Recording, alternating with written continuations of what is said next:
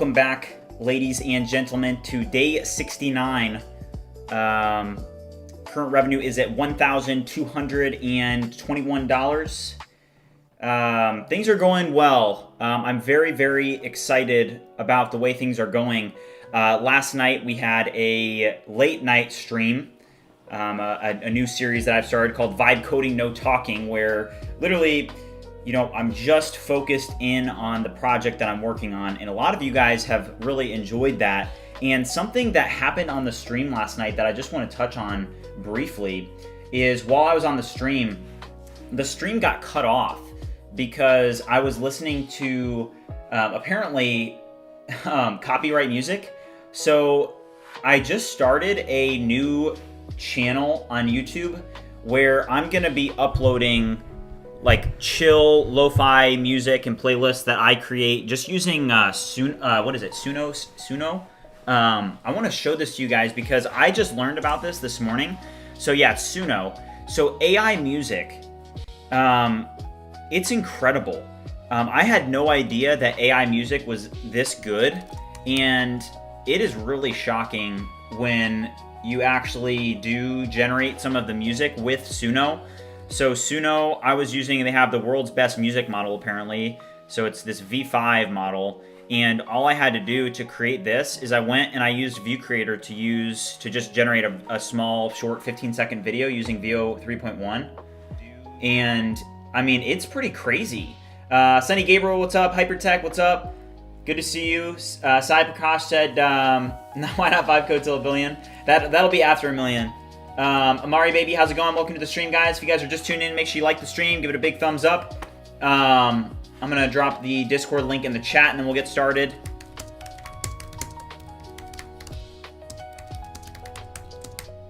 All right, let's cook, guys. Let's grind. Let's make progress today. All right, let me do a couple things on my end, but just really cool that this is just Bridge Music AI is what I called the channel, because that's going to solve the problem that we had with all the copyright.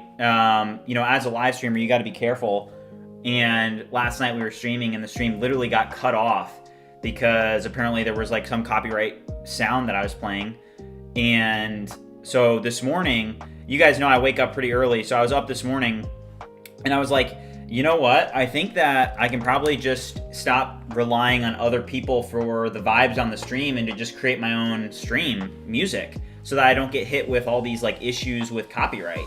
So yeah, so I went in and this morning I just created a bunch of music, and now we'll have some vibes that I've created that won't be copyright. So just kind of like very, very interesting. You guys can see the way that all of this is headed, right? On AI, it's incredible to just see that Suno is so high quality. I had no idea that the music generation models were this good. And some of the playlists that I was playing they were like, yeah, this is AI music, but I was relying on them, and then they hit me with a bunch of copyright stuff, so I got pissed off, and now just Bridge Music AI, I'm gonna post the playlist and stuff for BridgeMind here, and yeah. And you know what's interesting is I think that ultimately, once we do get the logic hooked up for posting in ViewCreator, it will open up a huge inflow of people to be able to create what's called faceless YouTube channels. I don't know if you guys have heard of that, but a faceless YouTube channel is really becoming a big thing where people can make money because they can just create stuff like that, where you can create a music with AI, you can create the video with AI, and people will watch it. It's incredible. Jose said classical trap went on Bridge Music. Oh, that'll be next, trust me. I mean, shoot, we could probably create some classical trap right now, because you can drop in if videos or, you know, sounds as reference. It's crazy. Yeah, classical trap. We'll do some classical trap. We'll see in tonight's stream. We'll see if I can get that hooked up. But Jose, good to see you. Sennheiser, good to see you. Declips for you. Yeah, we'll get some classical trap. Linux, how's it going? But let me do, so today we're going to be working on ViewCreator. And as you guys know, it is really, really important that we actually get the social media integrations. So where we left off yesterday is we were working, let me actually log in here, let me authenticate, because I'm not actually authenticated yet in the cursor browser. But I had a video that went out this morning called, what was it called? It was called 3 new cursor 2.0 features. And, you know, guys, one thing that I want to say is, you have got to start using these new Cursor 2.0 features. If you're not using Cursor, I'm just super, super impressed with what they've done. They've done a very, very good job in this 2.0 update. Let me go here and kind of show you guys what we're looking at here. So here I'm into my ViewCreator account, and it's just incredible. So one thing I was using a lot last night is I was using this here. So you can do select element, and with select element, you can select different divs. So this is super nice because let's say that you had a problem with a specific div. Instead of having to create and take a screenshot of that div, now it's different. Now all you have to do is you can just click this up here, select element, and you can select the element that you want to actually pass in as reference. So super, super useful. If you guys haven't already started using that, I would definitely suggest starting to use that. You guys want me to make the classical trap?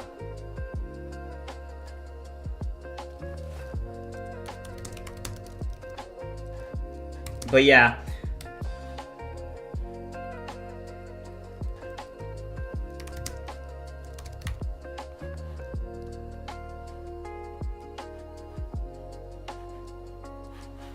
But yeah, so that's definitely one. And then I will say that I've started to use the Composer 1 model a lot more. So with Composer 1 is just so fast. And what I've found is that you don't have too much of a trade-off between Composer 1 versus some of the better models. So obviously GPT-5 High is more intelligent than Composer 1, okay? Composer 1's not even a thinking model. But guys, to some extent, I do believe that the thinking models do have trade-offs. Yes, they're more intelligent, but now for some of these easier tasks, Composer 1 has become my go-to because it's just so fast. So we're gonna be taking a look at this, but I did make a video on it, and yeah, I mean, I'm super happy about it. But yeah, let me talk to you a little bit about what I did off stream yesterday. So YouTube tools, you now have analytics, direct to publish, and scheduler. So if we go to YouTube analytics, so I don't believe this is actually hooked up yet. So let's go manage connected accounts. So we have 2 connected accounts, and what's cool is that we can now go to, Jose said he uses Composer 1 to fix tiny bugs. Yeah, it's a really good model. But if you guys are watching and haven't already liked and subscribed, make sure you do so. We're just getting started for the day, and we're going to make it a really good one. So,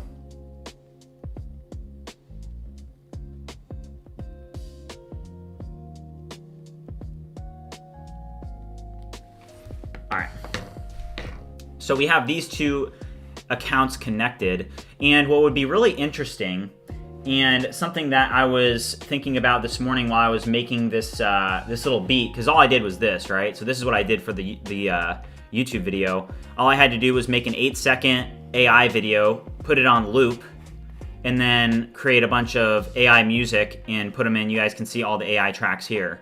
And that's gonna stop me from getting like copyright strikes and stuff, and it's gonna open us up to, creating this, new channel here, Bridge Music AI. Just kind of funny. But people actually do really well with some stuff like this. I mean, music is obviously popular on YouTube, so I wonder if we could end up integrating this into ViewCreator somehow. But with Suno, it's very interesting because what you can do is you can go to Create, and then watch this. Create a classical trap beat instrumental. That is classical music, but a trap beat. So let's see what this comes back with, and do create.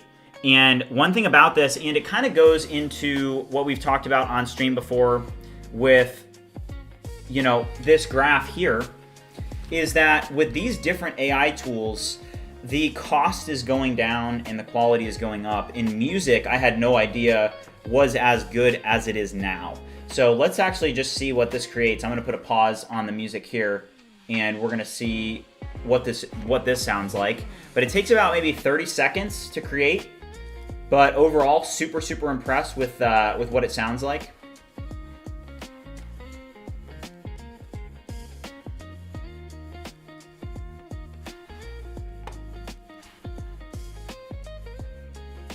Yeah, Sennheiser said Suno is very strong. J35 said playing with GPT, execute with Composer.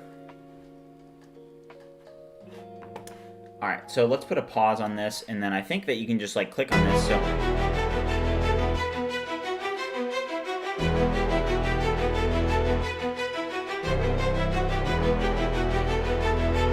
So this isn't AI music.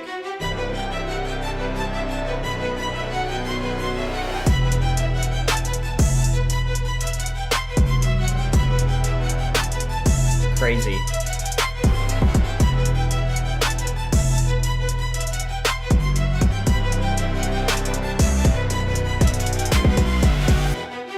I mean, that's insane. If you didn't know otherwise, you would think that it was normal.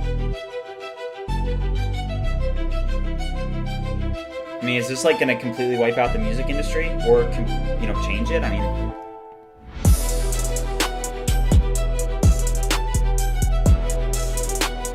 I mean, I think you can use, you can pass in things as reference, but I'll show that you got more.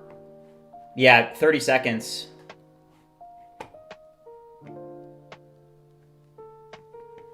Fooled by Prime said, I cried listening to a 1950s AI cover of Notorious Big. Jose said, imagine in a year or two, everyone's going to be making their own music. Yeah, probably. Yeah. Sennheiser said, I am also a music producer, and I can tell you AI is strong. Declip said, this is good. Can you build this? No, Sonny Gabriel, it's AI, man. Isn't that nuts? Fooled by Prime said, compare that to the older Wolfram's Tones project, light years ahead. Jose said, bro, people can make money off this. Many people don't know about this. Yeah. Monogram, how's it going? J35, let's check FAL. I think with ViewCreator, what I want to do and where I want to take the product in the business is, oh wow, look at this. People are using,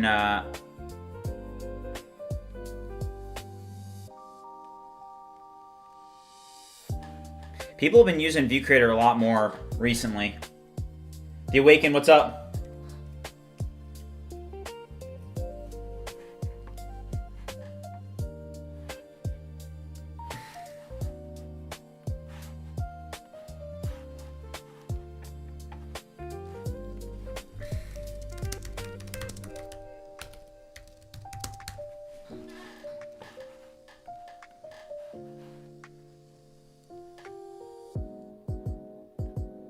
Wow.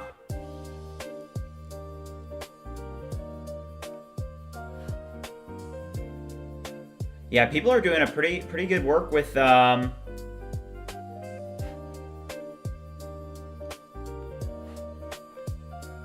doing good work on ViewCreator. The credits are going down. That's all I got to say. Every day I have to top it off with some more credits. Got the freeloaders on me. It's all right though.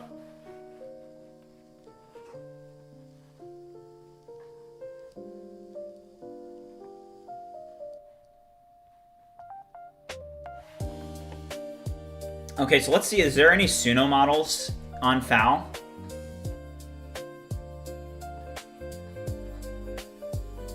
I think somebody's botting the stream. Just ignore it. It happens sometimes. Alright, let's go here. Alright, so Beethoven music generation. J35 just dropped this. Jesse, how's it going? So, generate royalty-free instrumental music from electronic, hip-hop, indie rock, classical genres. Beethoven is what it's called. The thing about this, though, and what I'm interested in, is when I use Suno, it creates, actual full-length songs. It's able to create 2-minute-long songs. And I think with ViewCreator, what's interesting is, the music that you guys are listening to, I just created with AI this morning. It was kind of fun. I used Suno, and let me pull iMovie back up, and I'll just show you guys exactly what I did. So all I had to do was create, an 8-second AI video, and then I just put all the soundtracks under it, right? It took this probably took 30 minutes just to figure it out. I had to create the YouTube channel and stuff, but it took me 30 minutes to create this. And, you know, now we don't have to worry about, you know, getting copyrighted, because my stream last night, we got totally hit with copyright, right? So I was like, oh man, that kind of stinks. But now I can just create these AI, you know, music videos, and I don't have to worry about that because I'm not gonna like try and copyright. So, you know, that got me thinking. I was like, well, ultimately, you know, we're gonna set this up so that you can post to YouTube from ViewCreator, okay? And with that, you know, it's important to kind of know and remember that you're going to be able to create content and post end to end with ViewCreator. That's the ultimate mission that we're working towards. And I could see ultimately we may end up deprecating a lot of the jobs and features on ViewCreator to pursue specifically that mission, which is to create an AI platform where you're able to go from content ideation to content creation to content publishing, right? So those three things, like I said, whoever can do that is probably going to be a billionaire, because an all-in-one platform that integrates all of that is going to be incredibly powerful and useful and profitable for people to use. So that's the ultimate goal that we have for ViewCreator. And Ricky said, do you have the rights to the AI music you generate? That's pretty dope. Yeah, you have the rights to it. J35 just dropped in another link. Let me open this up. So here's another one. So yeah, Cassetti AI. So, okay, so it says, Cassetti AI's model generates a 30-second sample in under 2 seconds and a full 3-minute track in under 10 seconds at 44 kHz stereo audio. Expect a level of professional consistency with no breaks, no squeaks, and no random, and then it cuts off. Okay, that's very interesting. Okay, so duration. So you can set the duration here. So if you want it to be, so you can do up to 3 minutes on this. Yeah, I did clips. I don't think it updates the subscribers. It only grabs it on fetch. And we're growing too fast, guys. Vibe Cut says that he has an idea. B-Job said, can you tell me very briefly what has changed in Cursor 2.0? Yeah, so I did make a video about it, B-Job, and I would recommend watching that video. But Cursor has completely re-envisioned what vibe coding is going to look like in the future with their agent editor, in my opinion. Just the ability to watch this, we'll just use it right here. So you can select a div, and I'm going to say, make this mobile friendly and responsive. Right now it looks terrible on smaller screen sizes. Completely update the styling.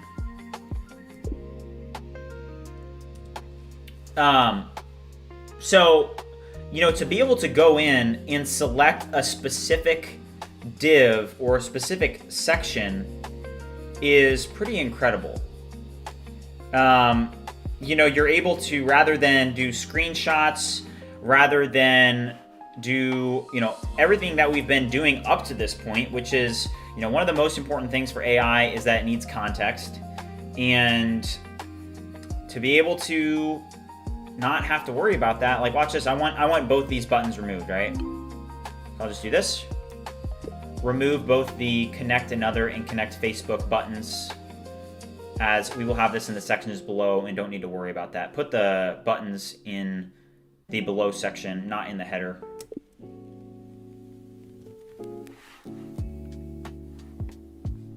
Vibe Cut says, how do you update the app? What do you mean? Black Diamond, what's up? So there that goes. We didn't want that in there anyway. Perfect. All right, so what I want to figure out is, can we actually post to this this new Bridge Music channel from ViewCreator? That's going to be very interesting to see here.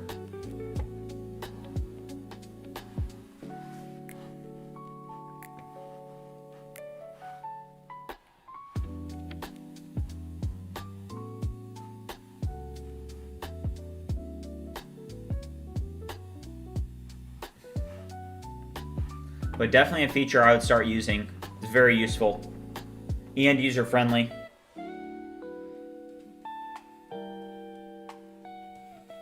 Vibe cuts, you say you don't see it?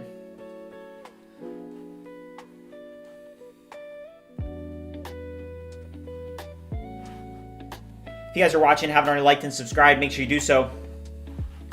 So let's go to YouTube and let's go to direct publish, okay? And when you go to direct publish, I actually have not tested this, so I'm very interested to test it. So for now, let's just do bridge mind, okay? And let's go to Opus Clip, and we're gonna be testing the post layer. So we're gonna open up Opus Clip, and we're just gonna download a video real quick over there.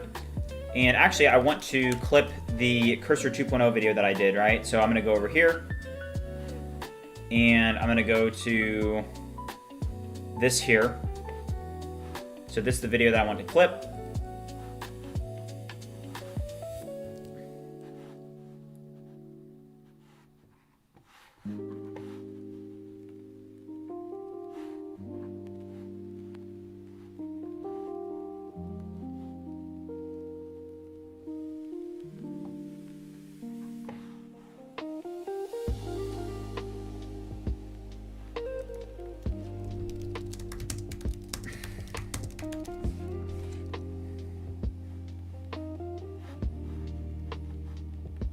Alright.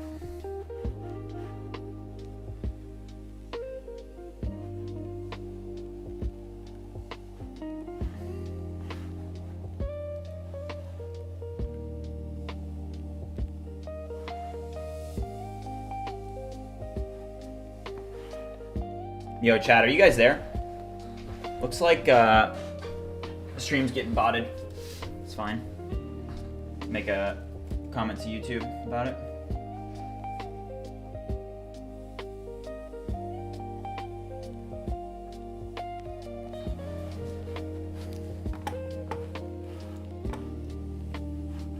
Okay, so for now, let's just go over here and let's grab one of these. Let's go down. 13 is probably fine. Okay, cool, Sunny. Thank you. All right, so let's download a video and all right, cool. And let's go back over here. And I want to make it so you can drag and drop, but let's not worry about that for right now. It's fine. I just want to see if it actually does have the capability to post here. So thumbnail, you can choose one. We're not going to choose one. We're not going to add it to a playlist, but we're just going to enter a title. Hold up. Let's pull up Opus real quick. Claude.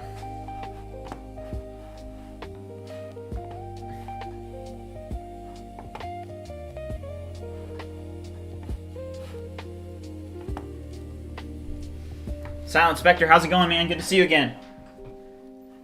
And Ricky, what's good? Official Synthic, how's it going? Which one did we download? It was this one. Wait, coding project setup. Which one was it? Coding project. Okay, it was this one. So I'm gonna do transcript only. Copy this. Go back over here.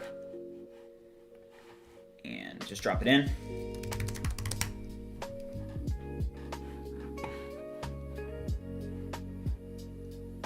Neek, what's up? Oh, thank you, Jesse. Wait, for some reason chat is like cut off for me. I don't know what's going on my end.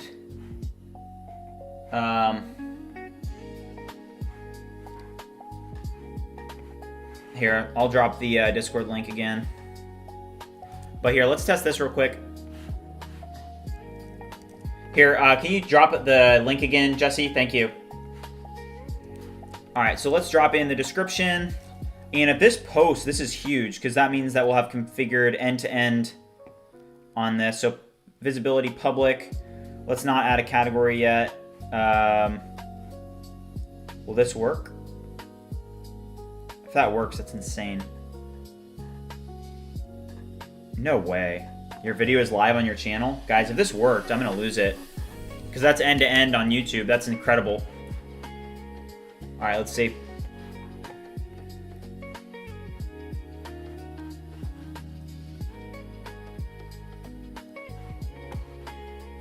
All right. Oh my gosh, wow, it's uploading. Wow, guys, that's huge. That is huge, chat. So it'll go into shorts. But look at this. So I posted this from ViewCreator, which is huge. Yeah, I don't know, Sonny. Thank you, Jesse. It's best to just ignore it.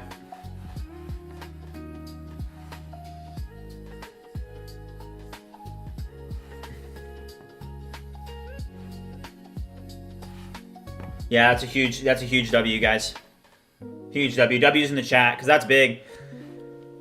So it's checking. I just want to make sure it goes all the way through. There's one thing that I do notice on that does need to be updated, which is the ability to set the category. So it did default to science and technology, which is cool.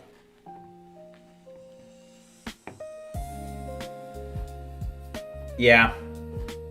So let's pull up Hootsuite, because Hootsuite does, or wait, can we have, I just want to get the list of possible enums for categories, so maybe I can use this. Can I just copy and paste? Yeah, I can. Okay. So here's the actual list, and this is an enum list, right? So I'll go back over to Cursor now and say, this is the list of YouTube categories. Create an enum directory where this enum can be set, and we can import it in and use it on this page so that we can use it as a drop down for the category instead of having the user enter it. But yeah, that's huge. I mean, guys, I'm just feeling amazing. I can't even describe it to you guys. I just feel, I'm gonna share something with you guys. But so let's move this back up. So this morning, as you guys know, I've been working a ton. I've been giving it everything that I've got lately and working as hard as I can. And, you know, this morning I went to that cold plunge place, and I just had an amazing morning. I mean, I woke up, I was drinking coffee, working over coffee, and I was in this cold plunge for like 2 minutes, and it was just amazing. I feel so refreshed, and I would highly recommend that for any of you that, you know, are working and need a refresh. It is really, really good for your mental. I don't know if you guys knew that, but it's amazing. Create a custom and reusable drop-down component in the ViewCreator UI, and then import it into this page and use it. It should be customized so that we don't use the defaults. Rahim said new update, Next.js new update 16. Yeah. Yeah, Linux, thanks. Thank you, Linux.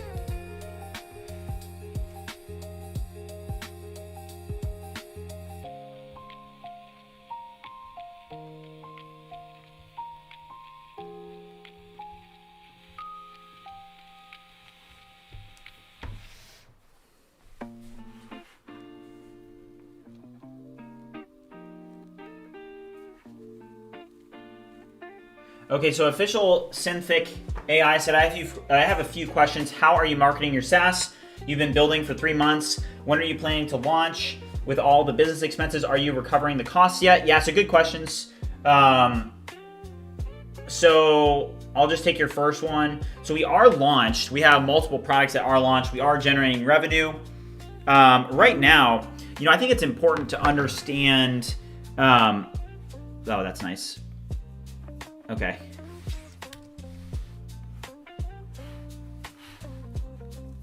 Update visibility to use this as well. In that one, you guys see, just out of habit, I used a screenshot, but you can just drop in the div now, and that's better. And that's better than normal.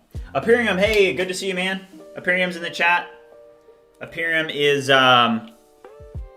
one of the top coders that we have in the BridgeMind community.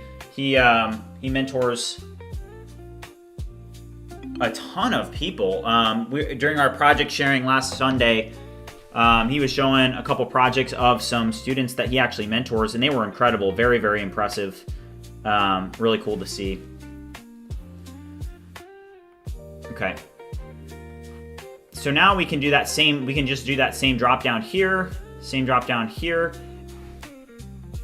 Same thing with these drop downs. But sorry, I kind of sorry, I got a little bit distracted. But to answer official synthetic AIs, whenever you're starting a business, I think for longevity's sake, you have to go into it knowing that you're into it for the long run. Like, for example, BridgeMind, what this is going to turn into is we're just at the beginning of everything that I'm envisioning. And, I think that if you are, same thing, if you're in the arena, I don't know if you guys can see what I have up here. But here, let me move my camera a little bit. I have this up on my wall, and this was actually a gift. It's just basically the man in the arena. And if you guys are familiar with that, my dad got it for me for Christmas, and I've had it for years since I was a teenager. And it's very important to me because the concept of the man in the arena is that no matter what you do, as long as you are doing something and making progress, then you're doing the right thing, okay? So the concept behind that is don't worry about the short-term results. Just worry about showing up every day and making progress every day. J35 said, imagine an agent on ViewCreator. So I upload my YouTube video, it gets its transcript, uses AI to write its title, description, tags, even use the thumbnail generation to generate and finally post it. Yeah, J35, I think you're spot on. With ViewCreator is a long-term project. And my point with how I responded to official Synthic is that whenever you're in the arena, things are going to evolve, things are going to change, but it doesn't matter as long as you're in the arena and as long as you continue to make progress every day. And why I've been feeling so great lately is because I just have found that I've been making so much progress. Hold up, my mouse is bugging out a little bit. Hold on. My mouse like dying or something?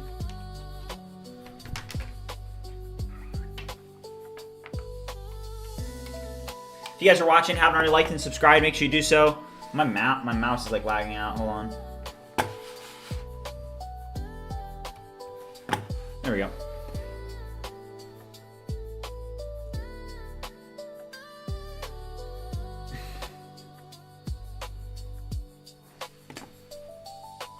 All right, thank you, Imperium. I'll be looking forward to reviewing.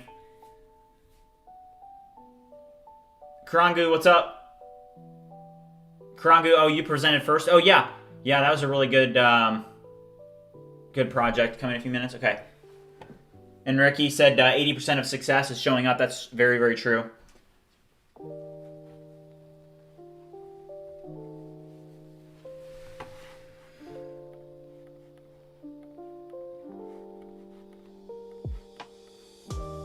All right, so this works really well. I'm very happy about it.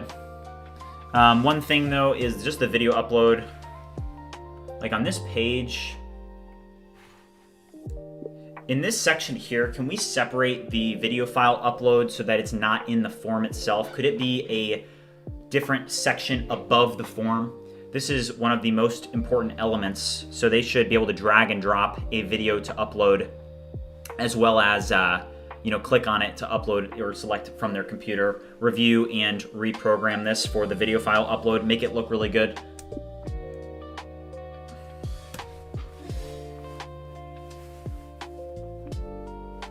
Shanti said, how do you get the idea for a program that will earn revenue? What's the thought process?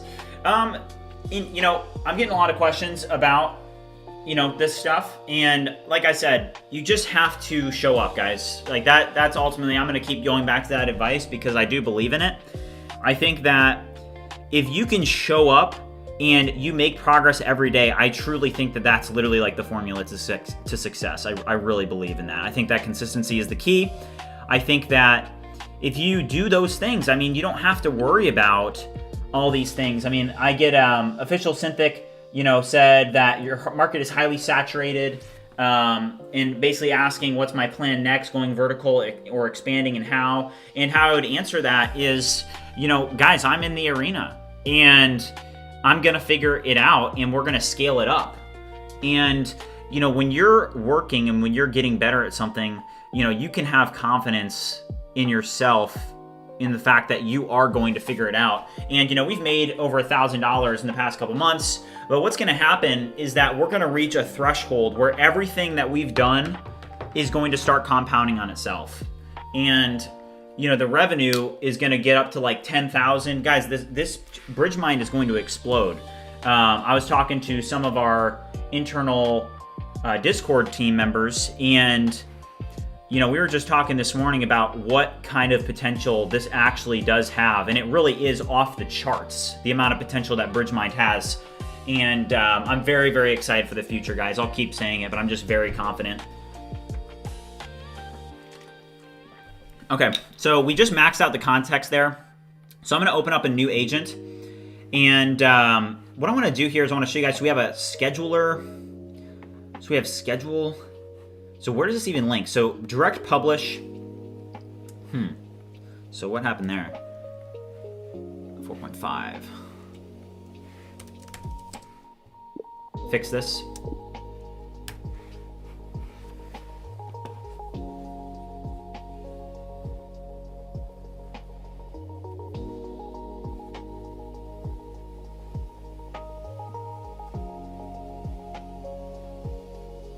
If you guys are watching, haven't already liked and subscribed, make sure you do so.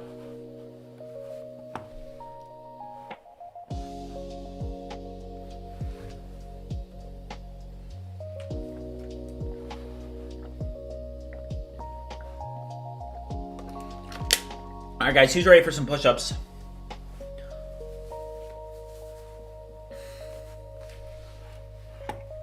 Who's ready for some push-ups? Who's trying to get some in?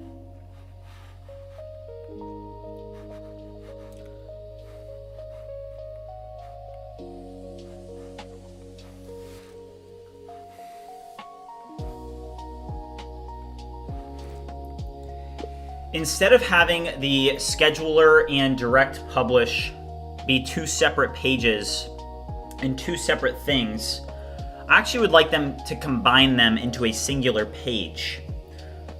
So right now I like the way that the YouTube publish page is styled, so I'd like to just add into this page the option to either publish now or to schedule for a later date.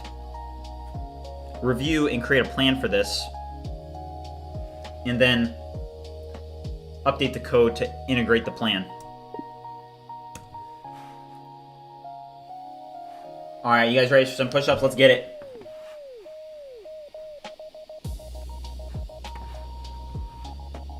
All right, well, this is working. Let's go. I'm gonna bang out 50, guys.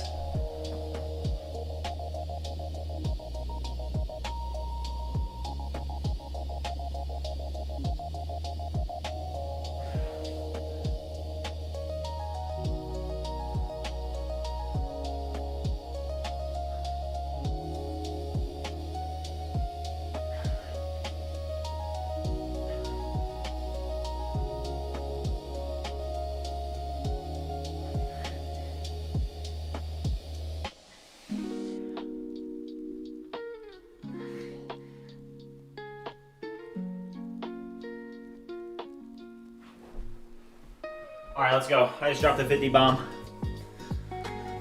Like I said, guys, the BridgeMind army's training up.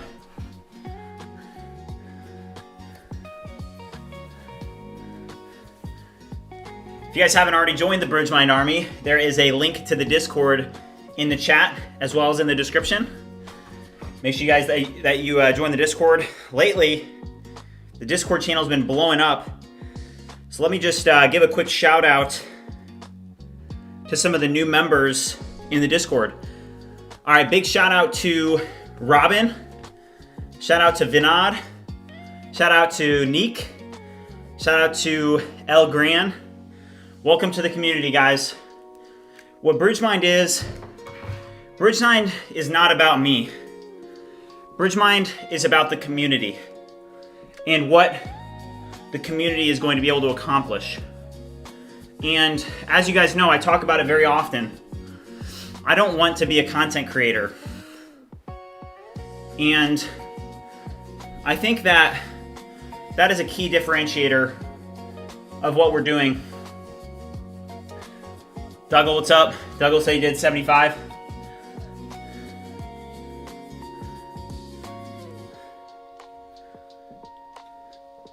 But yeah, welcome to the Discord, guys. Welcome to the community. Welcome to the BridgeMind army.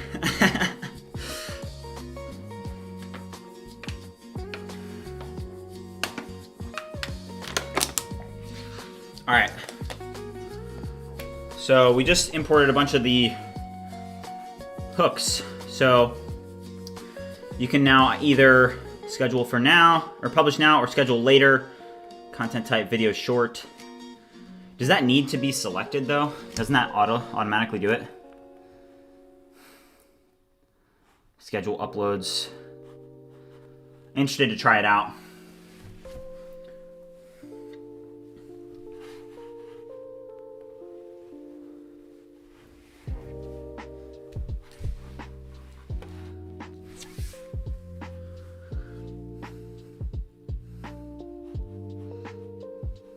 Why is it that when you have it scheduled for later, then it asks you if it's a video or a short?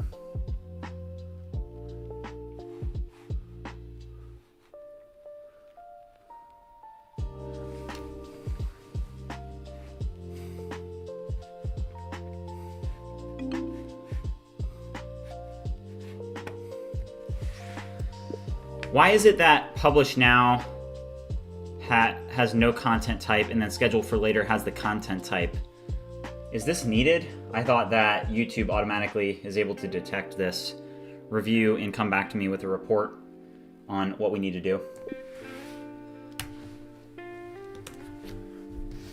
If you guys are watching, haven't already liked and subscribed, make sure you do so. Looks like we just passed 6,300 subscribers, guys. 6,300.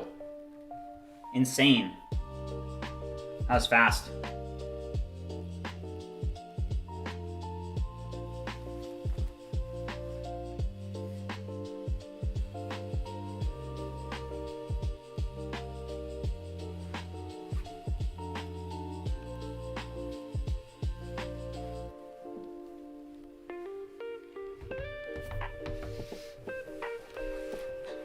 Okay. What did it add? Added it to both.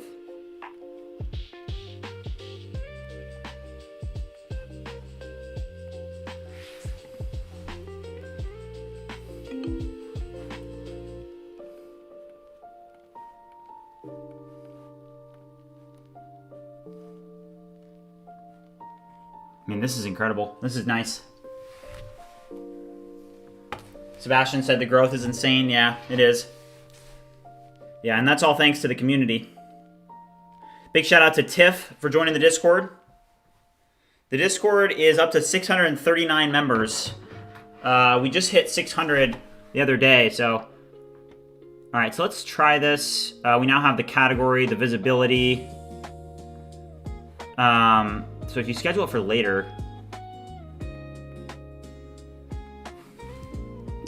Can you create a better component that is a custom component for the calendar and the time selection? Oh, see, this is the thing. I'm so used to screenshotting stuff, and now I don't have to. You know, it's just pretty cool.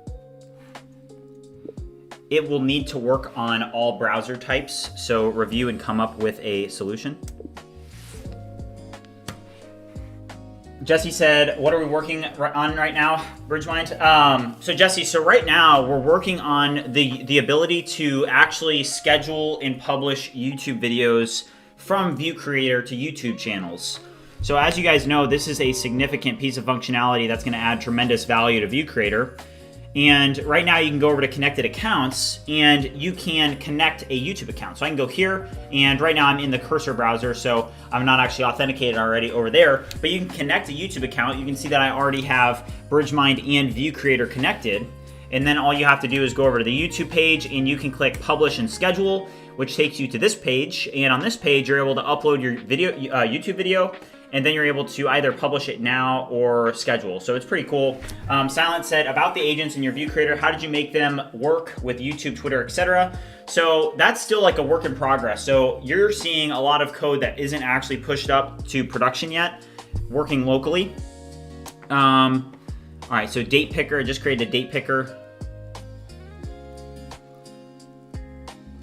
So if I do schedule, so it's going to update this. It's going to be a lot better.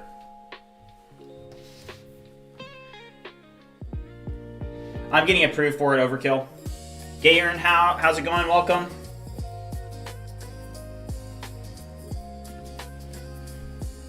If you guys are new around here and haven't already liked and subscribed, make sure you do so. We are currently up to 6,303 subscribers, which is insane. Neek said YouTube added a ×4 speed playback option, which is nice, but it's a paid option. X ×4 speed. Who is listening to videos in ×4 speed? All right, so let's go down here. So that is a lot better. AM, PM, I like that. And then how's it look on mobile? Yeah, I like that.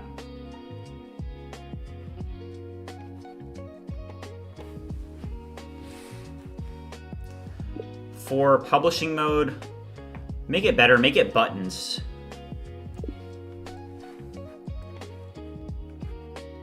And then again, I'm going to use that new div selector. That is just such a great feature.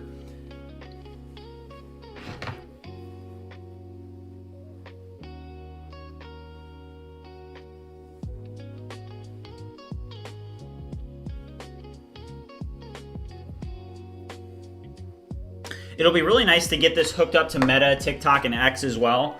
Because once we do that, then we'll be able to cancel that Hootsuite subscription. Because guys, you know, people are paying $400 a month for Hootsuite. And I mean, that's just insane. That's incredible.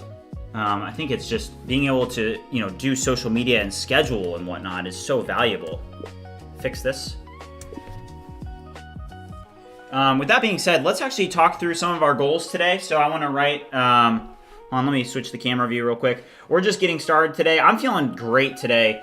I'm telling you, I think that cold plunging is so beneficial for you because I was in the cold plunge and I was just kind of lying back there and the water's 40 degrees. It's 40 degrees and it's, you know, earlier in the morning. It's nice. Thanks for liking over on X, Linux. Appreciate it. I get those on my Apple Watch. So shout out to Linux. Thank you. All right, so let's go over today's goals.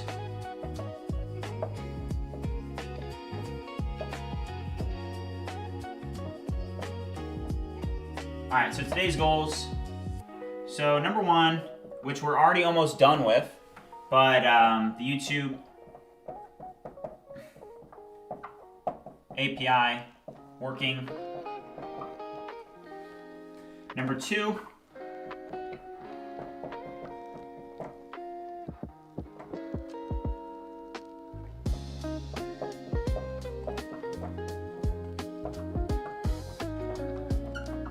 okay, so I put on here YouTube API working and then YouTube API prod approval. Prod approval is, if you guys remember yesterday, we were working on getting it actually approved so that we could transition this to production because right now we only have it set up in what's referred to as like testing. So I'm able to use this because I'm using the Google Cloud API to test this, but it's only approved for 2 users or 2 different test emails that I'm currently using it with.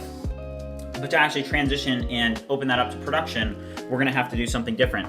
Also, we have a ton of bugs that have been reported that we will be solving today. So, number 3, I'm gonna do patch all Hackathon bugs.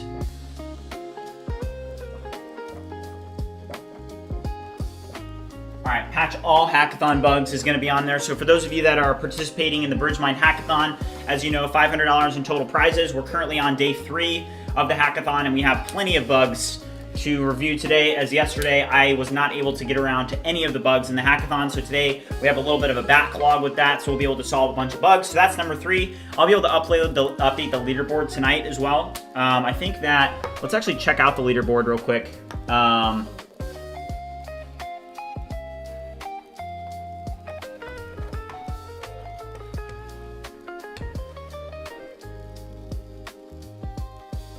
All right, so let's go over here. Let's actually check the leaderboard. So the current leaderboard, so right now there are 65 people, and Bad R123 is in the lead with 16 points. Code with Abdul has 14, and Akshay has 12. So shout out to you guys, but there's plenty of bugs that have not been reported, and the leaderboard has not been updated. So we're gonna be working on that. All right. But back to our goals, because I want to cover a couple more things. So number 4 is going to be Hootsuite scheduling.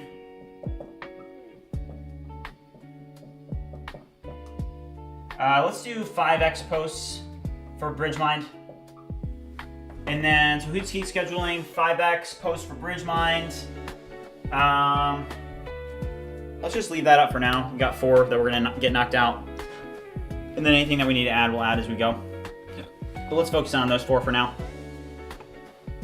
Hassan asked, what is the leaderboard for? We have a hackathon that's going on right now for a total of $500 in prizes, where people in our Discord community are competing for $500 in prizes based off of bugs that they find inside of ViewCreator. So let's see here. So now we can schedule.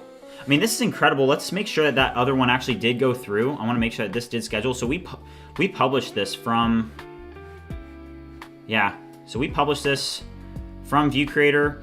Let's just check to make sure it didn't get like shadow banned or anything, but I don't think it did. Yeah, 63 views already. 1 like. So that's big. That's big. Yeah, that's big, guys. Thank you, J35. All right, so now let's try this schedule for later functionality. We just updated a couple things. We do BridgeMind, short, and then let's go back to Opus Clip here, and let's see if we can get that working. Where is it? Is it behind here? Here it is. All right, so all I have to do is go over to Opus Clip, go down here.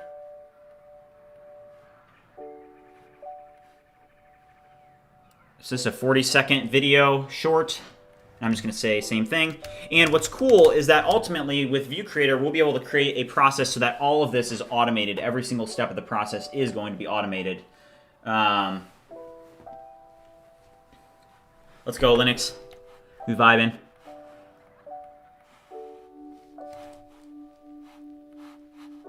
Okay, so now we can just download here. Let's download this first.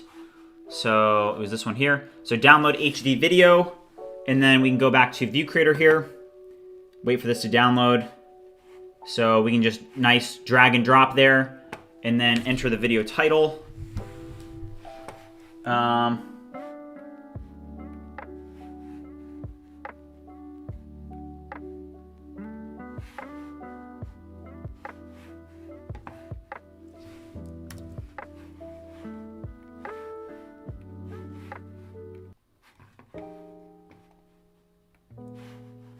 Okay, sorry.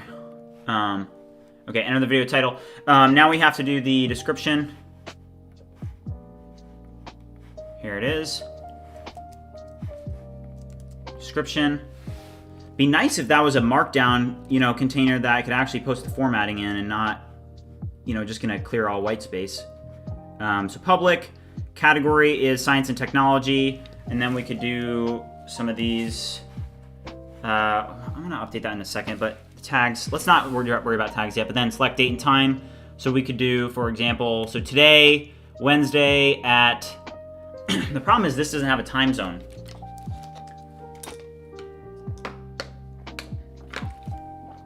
Like, you should be able to select a time zone here for this.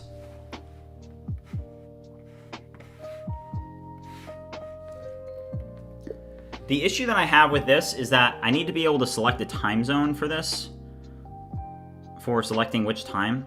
So review the functionality on the front end as well as the API level, as when scheduling a post, users will need to specify for which time zone they are selecting that at.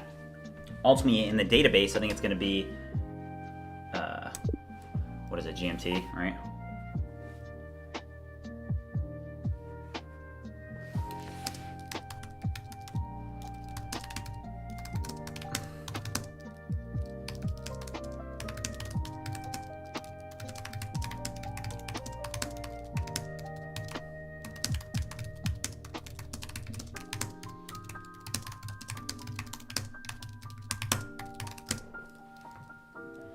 but allow them to select different options. And then, yeah, let's also update the tags here as well.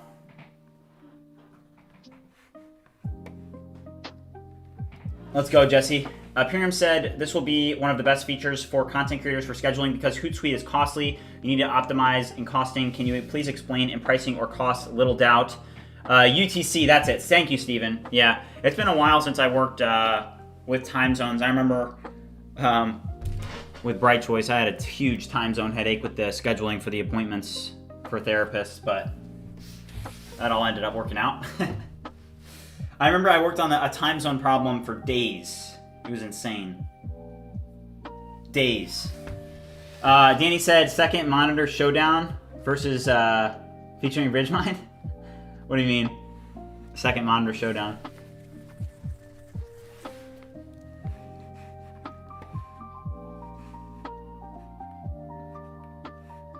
Alright, so that's gonna go in. Also, I need to use the restroom real quick. I'll be right back.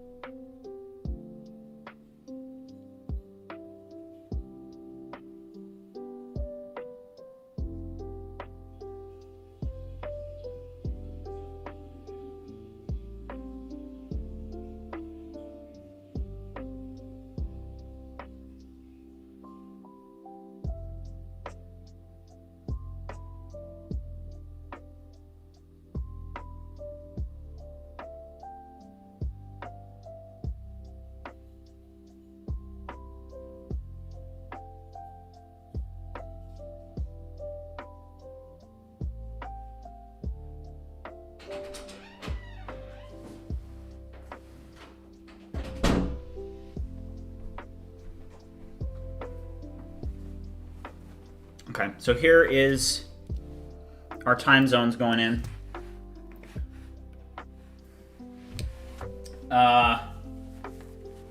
Noah said time zones are the death of me.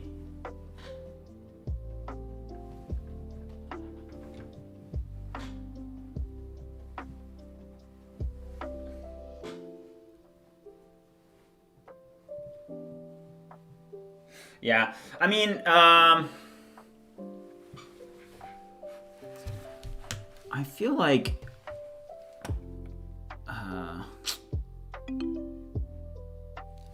it's IANA, right? It's been a while since. Let's just hold on. Let's actually do a quick. I want to do a quick refresh on time zones. It's IANA, right? On the time zone formats, it's best practice. I'm like 99% sure. What are the best practices to use when dealing with time zones?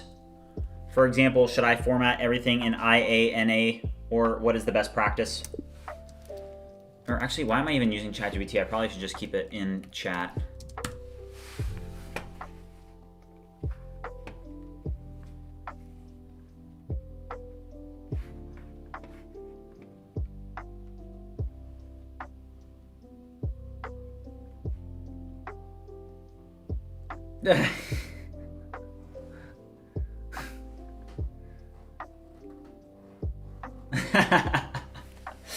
Danny. W. Dan.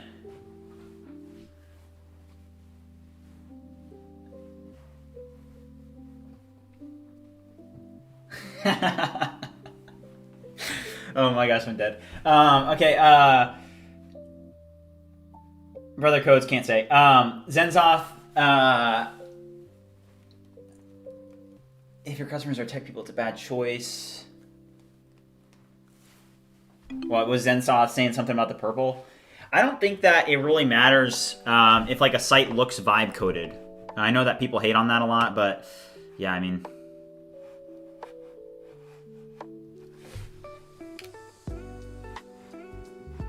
Okay, so summary of the golden rules. So obviously everything's going to be stored in UTC, always no exceptions. Use IANA identifiers for time zone references. So transmit in ISO 8601 with the time zone indicator. Display in the user's time zone with clear context. Never use abbreviations, they're ambiguous. Never store data offsets, DST will break you. Or static offsets.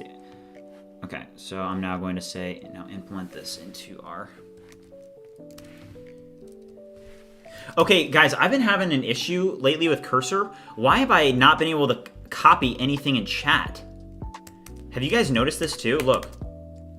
Look, I'm clicking copy. Watch. This is like a bug or something. Look at this. I won't even use Control C. I'll do copy. I literally can't even do it. I can't copy anything in here. It's so weird. Create a plan on how we will integrate this and help me integrate this best practice system so that we do not have issues with time zones.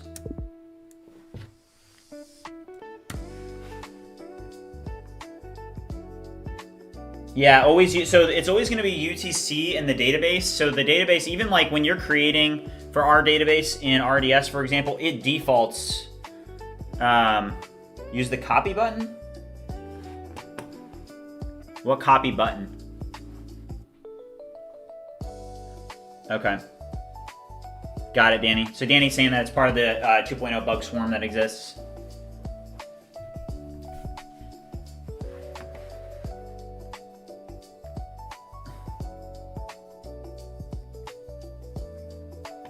Yeah, Neek. Noah said, how to do it for logistics software in all the locations, cities, and zip codes span across different time zones and time changes. It's so ridiculous. IANA is what I use, America, New York, etc. Yep. Yeah, so Noah, that's what I'm familiar with, so just making sure that we're integrating that correctly. But one problem that I had a while ago was when I was doing the time zones for Bright Choice, is I remember I had a bug where I had it's like I don't even know what function, but there's some type of JavaScript function that you can have on your front end that will always take into account the user's time zone, and it can cause bugs. And I remember it was like one simple util function that I had that it took me two days to find it. And I was stuck on it. I probably worked 2 days, 12 to 13 hour days trying to solve this bug for time zones, and I finally solved it, and it was like super simple util. That was a JavaScript, like ISO date. I don't even know. It was like some ISO date function that was all messed up. But I remember, like, that's like typical programming, right? You have a huge bug and it ends up being like some simple function.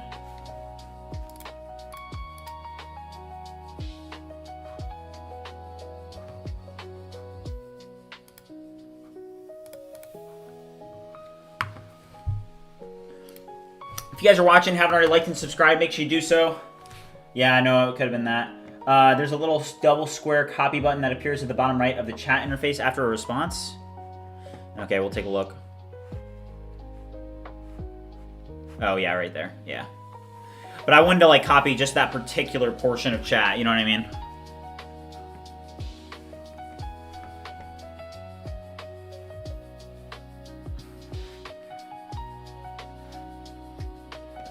Zenzoth asks, have you tried Klein? I feel it's much better, but burns through tokens fast. I have not tried Klein, honestly, and I actually was having a little bit of a back and forth with some of you guys about this, but I'm probably totally locked in on Cursor. I think that the Cursor 2.0 update is a game changer. And I think that I probably will end up canceling my ChatGPT Pro subscription and my Claude Max subscription and putting all of that cash towards Cursor instead. I just think that what they've done with the agent editor is a total game changer. And I don't think that that those other tools are as good now.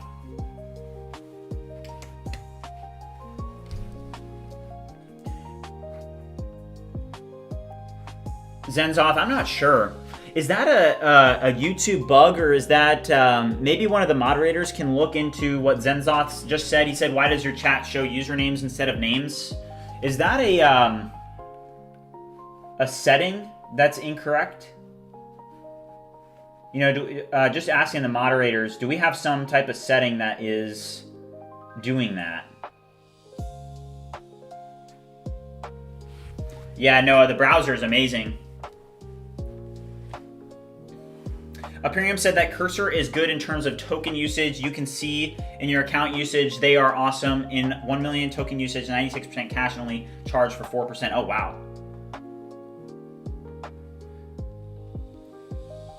Noah said maybe YouTube gaming thing. This is a science and technology stream, so yeah. You need to set it in live settings. Live settings. Hold on, let's ask.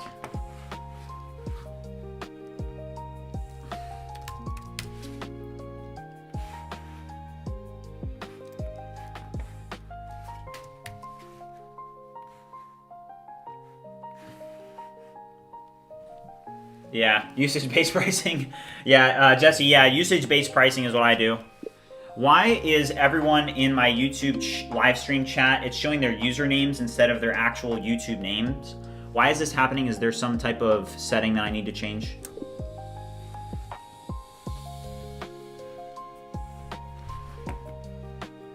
Okay, so we just did the time zone thing.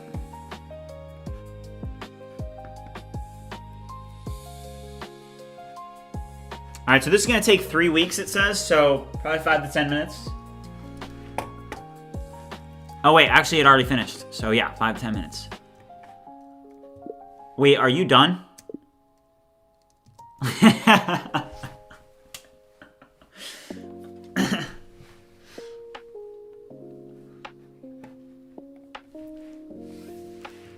I wanted you to actually implement this. Wait, what's going on here?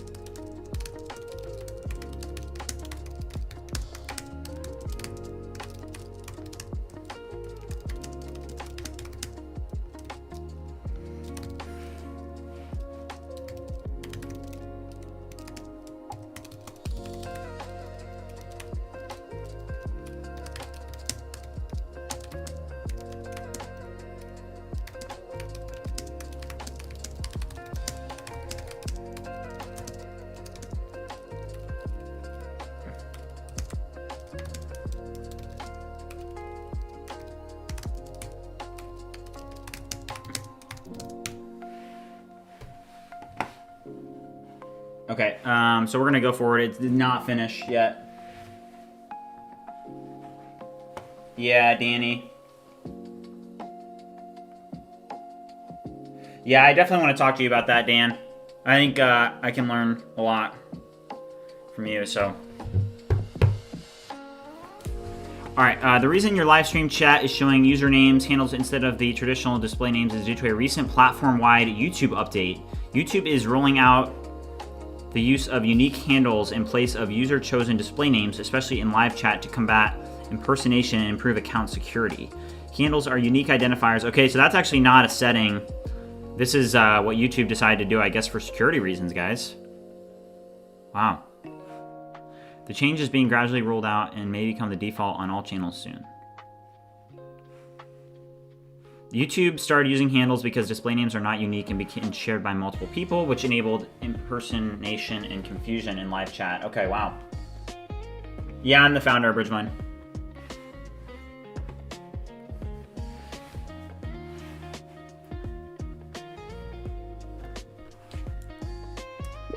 Add to my memory bank that when running migrations, I always want to create migrations using npm run migration generate.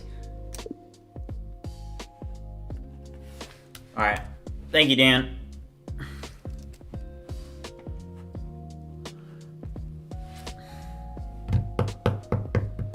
Because that memory bank, if you remember from last time we talked, I think I only had like 4 memories. And this is another reason it's like,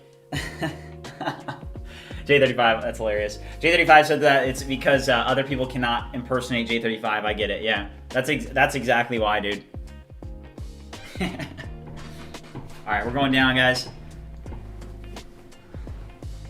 Also, I had a different chair in here, and it was actually like such an uncomfortable chair, so I had to grab the other one, my swivel chair from downstairs. We're back with the swivel chair.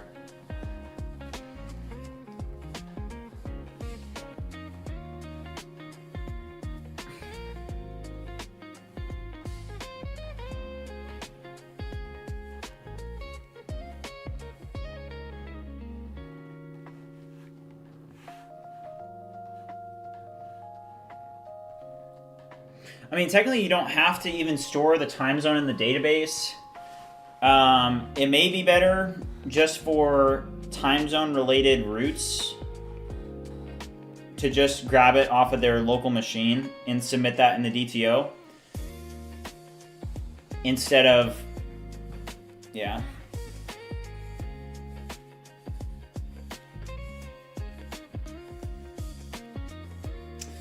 Yeah.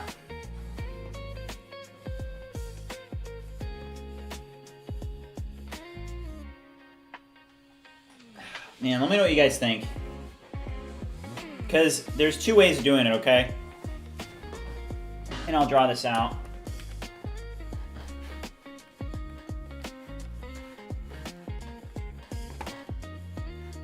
Alright, so two ways of doing it. And I technically already am coding this, but it's fine. We can revert it pretty easily. So the first way for time zones is you can actually, like in your user table here, which is the way that we are doing it. Let's say this is the user table, right? You can just have a time zone column. So TZ here, let's just say that's a column. TZ, you have a TZ column. And you could, automatically grab this at different points, or you could have, I think how Cursor's doing this right now is it's setting it in, yeah, you can literally see set time zone. But I think what we are going to want to do is instead of having the user set their time zone, it's not that important. Like for what we're doing, we just want to display it in the time zone that's on their machine. So you can do it this way, where there's literally a time zone column, which is the way that Cursor is doing it right now. But honestly, I don't like it that way. I think that's a little bit overkill for what we're trying to accomplish, because we can do that, or we can just literally just grab it off the machine at the time of request. What do you guys think? Because that just, adding that column, I don't know if I want to manage that column long term.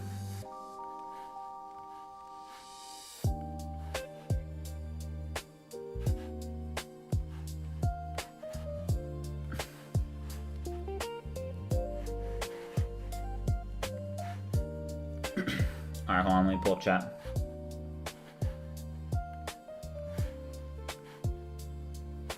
Ryan, how's it going? You can use new agents to add memories, and Composer 1 is a bit cheaper for that kind of task.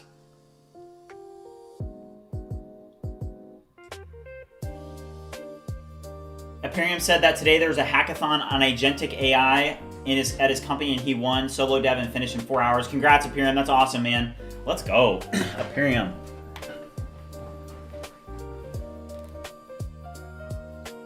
Xcarm said for thumbnails, instead of selecting from file, use their generated thumbnails from the bucket. What do you mean from the bucket? From what bucket?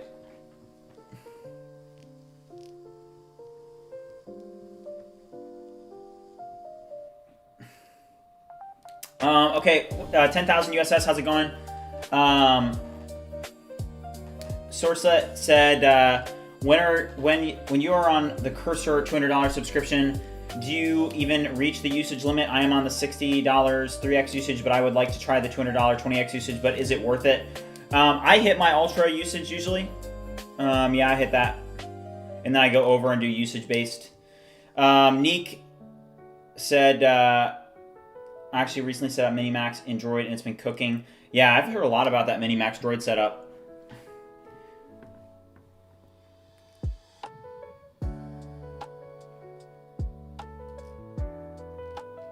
Yeah, Danny. Well said. Max, how's it going? Welcome back to the stream. Good to see you. The ones they create, oh, like the auto-generated thumbnails? I think the issue with that, though, is that Okay, so if no thumbnails provided, it's just going to go with the auto-generated one, right? But what are you saying? Are you saying the ones that are generated by YouTube?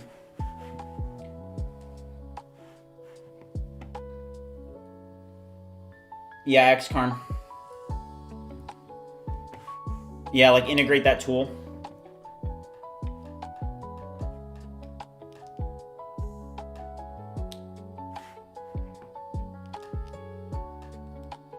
Yeah, sourcelet, I agree. Okay, so I feel like we just went overkill on the time zones.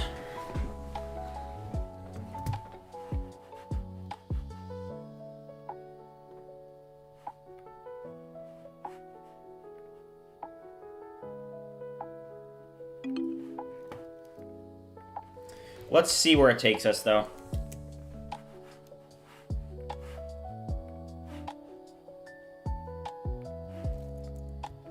Make the time zone dropdown more user-friendly. J35, thanks for the support on X, man. Appreciate it.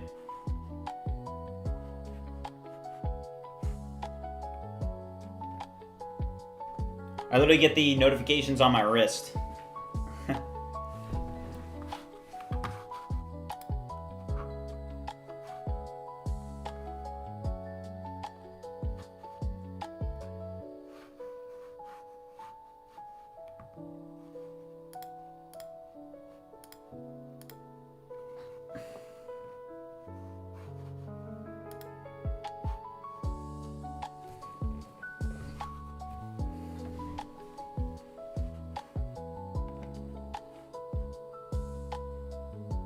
If you guys are watching, haven't already liked and subscribed, make sure you do so.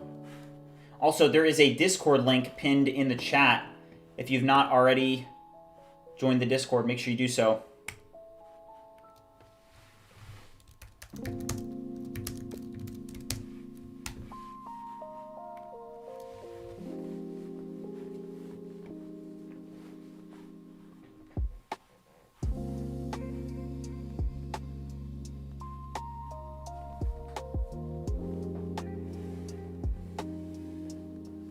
Yeah, I'm probably going to cancel my ChatGPT Pro subscription and my Claude Max subscription. I'm probably going to go all in on Cursor here. I think Cursor is probably number one.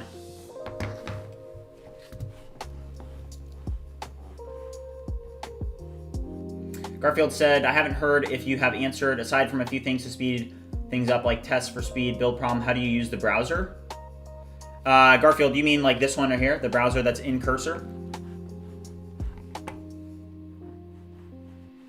All right, it said that this is now.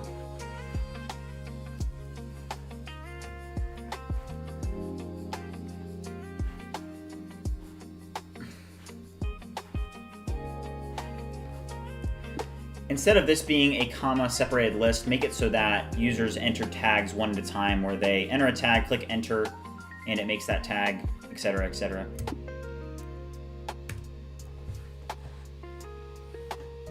Muhammad, how's it going? Welcome to the stream.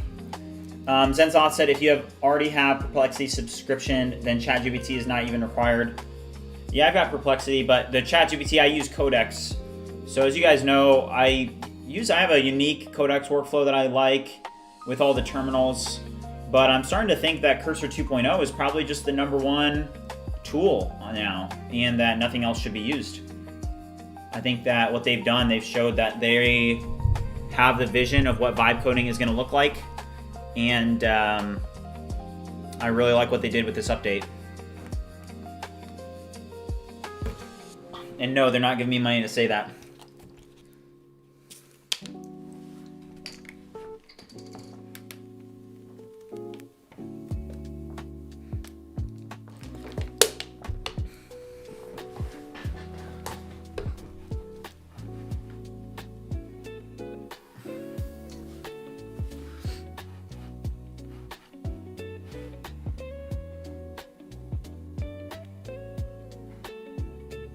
I did not do that. I actually just bought Perplexity recently.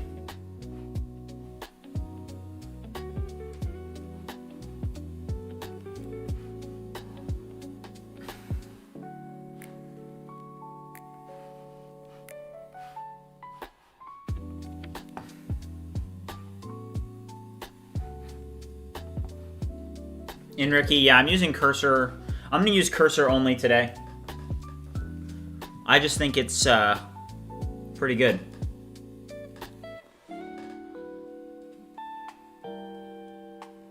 Also, there is something to be said about being able to see the updates as they go in, you know?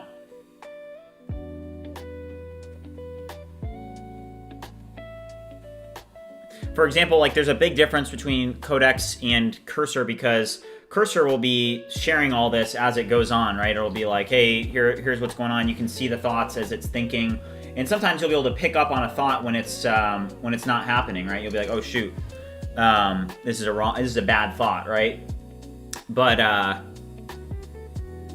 you know, Codex doesn't have that, so definitely something to consider. All right, so let's see if we actually got this working. So we're gonna test this here. This input looks terrible. Let's start a new chat, and I'm gonna say, fix this tags styling. It looks terrible. Also, instead of putting visibility, category, and tags all on the same line, please wrap tags. Don't have tags on the same line as the other two.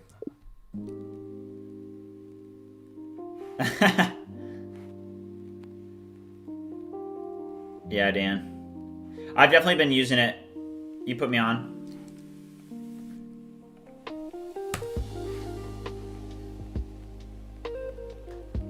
Yeah, and Ricky, selecting the div is huge. That's something that I went over in my video this morning about 3 Cursor 2.0 features that I think that you should try. Is the browser use and being able to select divs is pretty incredible. I'll be honest. It changes things in my opinion. So let's do a test on this. Yeah.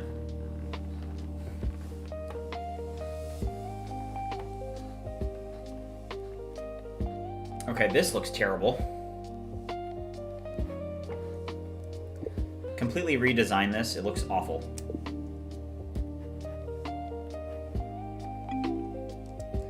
When I click into the input, it has like a double border. Completely redesign it. If you guys are watching, haven't already liked and subscribed, make sure you do so. I'm going to do a quick sub check. We are currently up to, last time I checked, we were at 6,306, and now we're at 6,312. So thank you to those of you that have subscribed, and if you haven't already subscribed, make sure you do so, and turn on post notifications, guys. I'm live every single day. I'm all in, as you guys know. All right, so this is where we need to do the screenshot.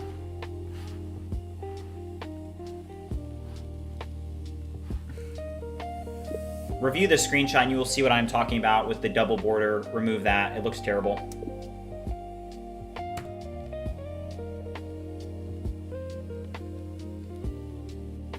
Justin said, I have an idea about an AI SaaS business, but I don't know where to start and what to do. Do you have any advice? Yeah, Justin, I feel like most of you that watch, you know, kind of are getting to know my approach. And my approach on that is just get started.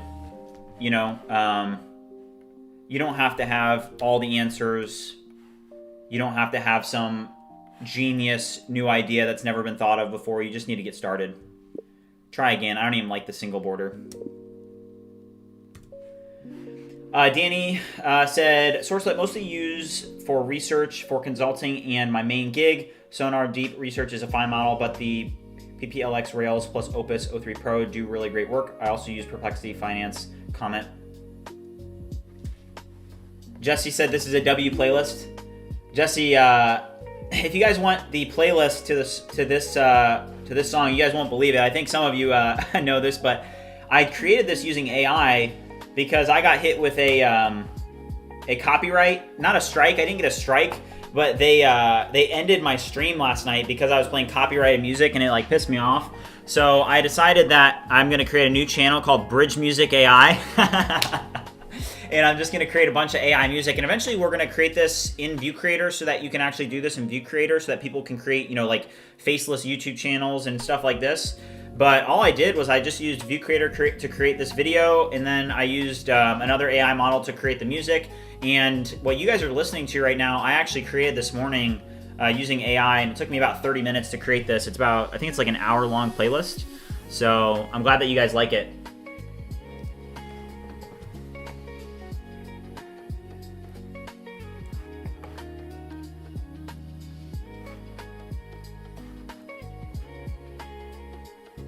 What is this? What is the border that's on these? Because I don't like it. What's this called?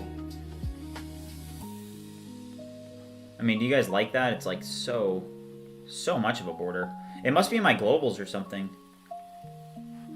What does it look like when you turn off? I mean, I guess that's normal, but...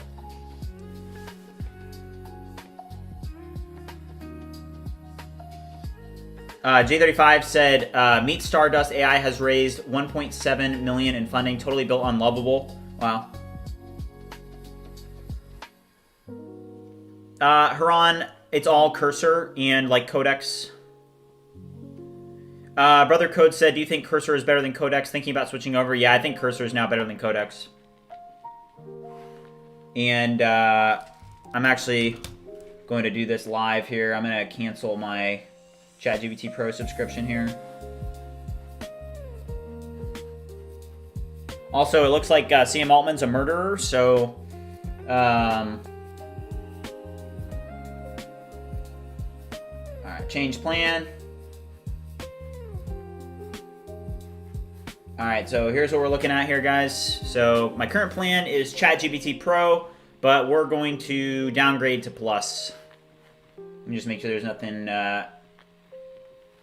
yeah, so your current Pro subscription will remain active until November 20th, when it will change to Plus. Billing will start on November 20th, confirm. So I just downgraded. Because I just think that... Okay.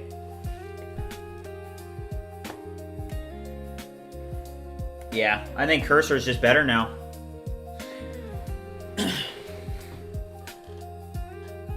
It's a focus ring. Do you guys like the focus ring?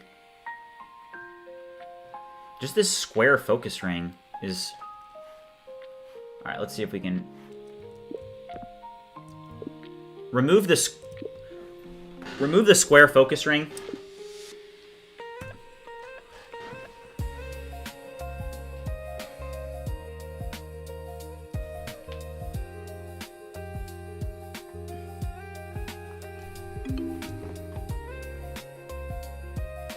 Why is this not...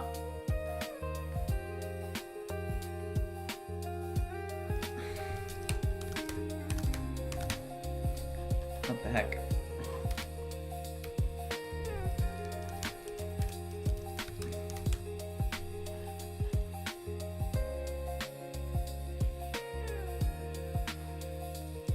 Alright, Isaac said the focus ring is a bit janky. So we're going to drop that in here.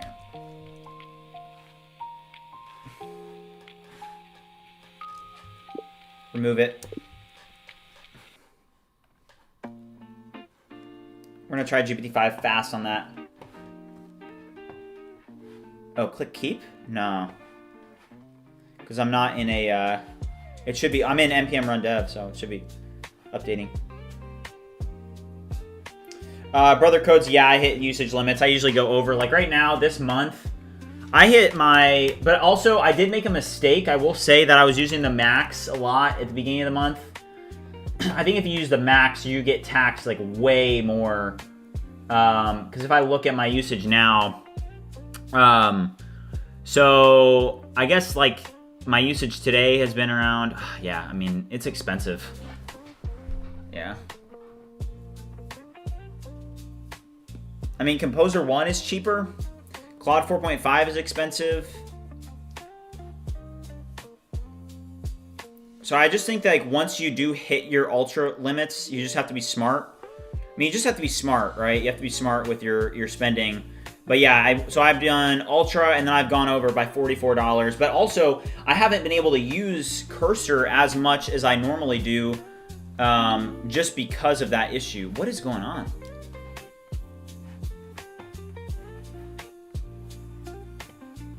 Hard refresh. Hold on. I'm just curious as why that's not updating.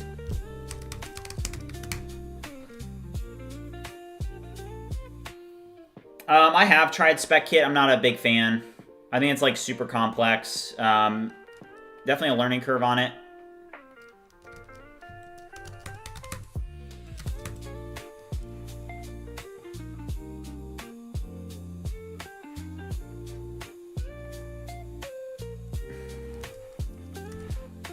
And Ricky, thank you. I just used your chat as a prompt.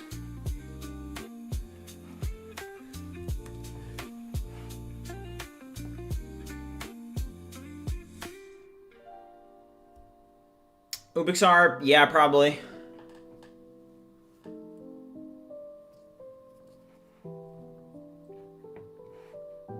Isaac said cursor trained composer 1 themselves. It's probably the best model to use. Yeah, probably. Because did they essentially train it for cursor usage, or?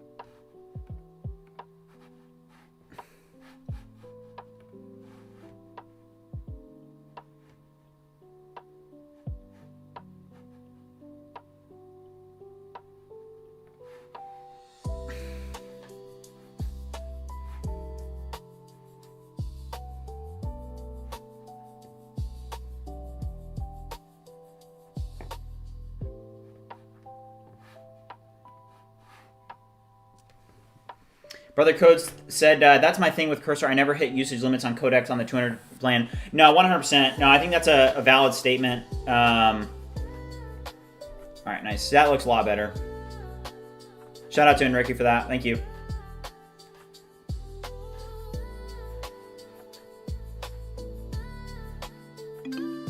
We're listening to bridge music. Bridge music is fire, guys.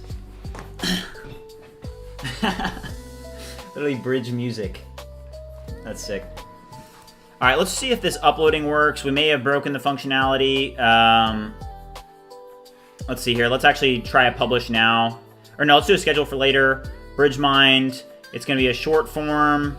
Thumbnail, we're not going to choose one. We're going to upload this video here. For title, let me grab the title. And then description.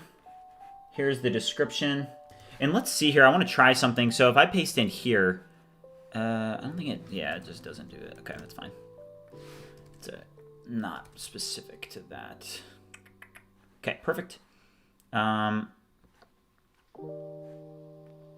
category, science and technology, and then we'll just do tags, vibe coding, coding, AI, and then we can schedule it for today.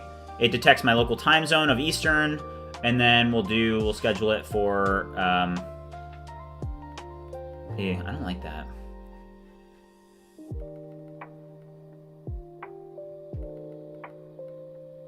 Let's do 2 p.m. Apply. Max retries if publishing fails. All right, let's see if we can schedule it. Oh.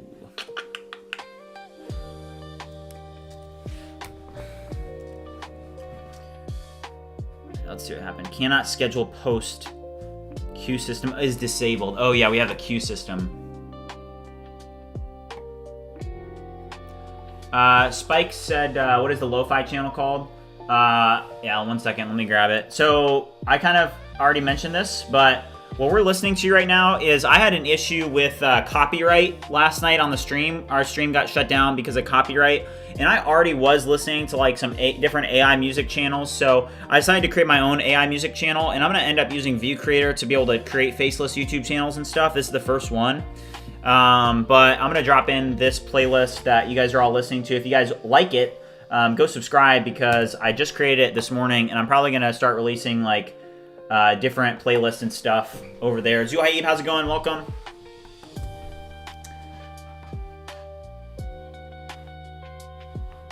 Yeah, thanks, Ricky. Okay, so the queue system is disabled.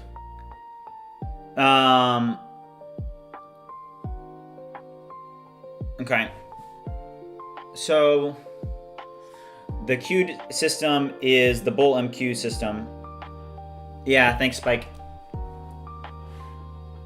If you guys are watching and haven't already liked and subscribed, make sure you do so. So let's start focusing on this again. So right now the queue system is disabled. And the reason that it's disabled is I don't think we have our EMVs variables set.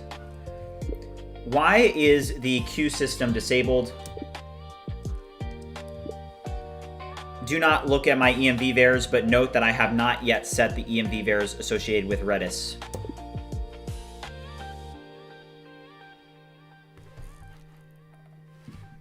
ENV vars.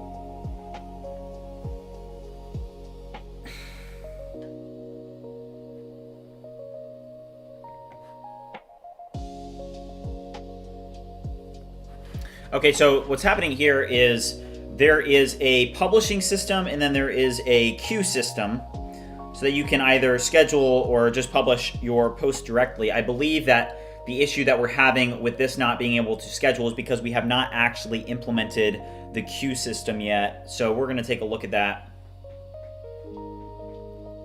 Zuhaib asked, did you make lo-fi music using ViewCreator? I didn't make the lo-fi music using ViewCreator. I actually went to Suno for that, and I created it in Suno, but I did use the, for the video, I just used ViewCreator to create the AI video, which is cool.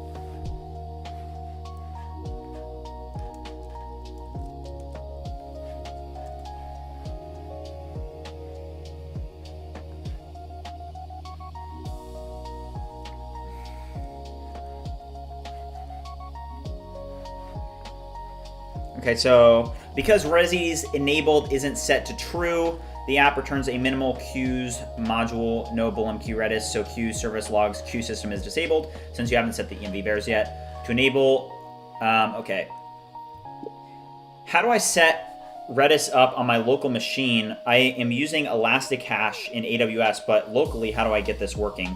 So I've never set up Redis before, guys. And, you know, we're going to have to figure that out. Hebesitimas1579, how's it going? Welcome to the stream. Jesse Pinkman said, nice to see chat vibing here. Let's freaking go. Let's go, Jesse. All right, so... Okay, so we install...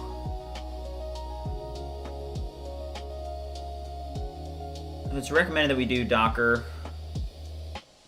What do I think about Warp? I actually haven't tried it. There's another person in chat, Danny, that has recommended Warp. But honestly, Cursor is so good. I'm not sure if I want to spend... I probably will, just because I want to show you guys what I think of it and be able to, you know, have a perspective on it. But I'm just so into Cursor right now that use Docker locally. Okay. You know what's crazy? I don't even think I have Docker Hub set up on this computer yet.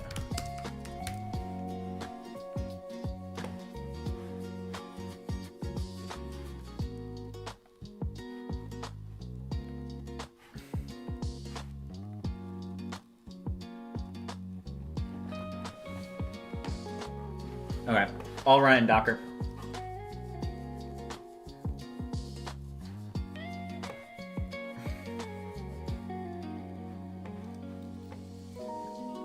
All right, I'm downloading Docker Hub so we can get this set up.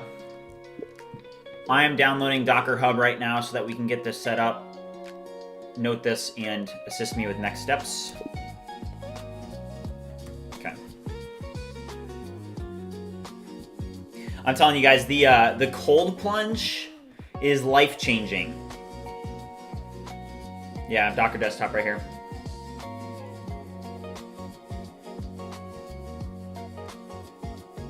Yeah, so as you guys know, I've been going to this place near my house it's like a cold plunge place, and They've got like saunas, and they've got. I do not want that to set. All right, nice. But they've got like a sauna, and they've got a bunch of cold plunges that are just tubs that are, 40 degrees, and yeah, it's just an amazing start to my morning. Handle King asks, how do you fund your apps? So I've been an investor and an entrepreneur for a couple years now, so I have savings to invest. So.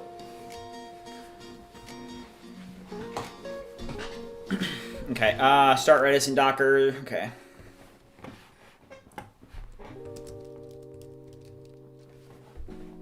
The only thing that I need to make sure that I do is that I don't want to get in over my head on expenses before revenue starts really piling in. So as you guys know, I am going to be hiring some people onto the team, and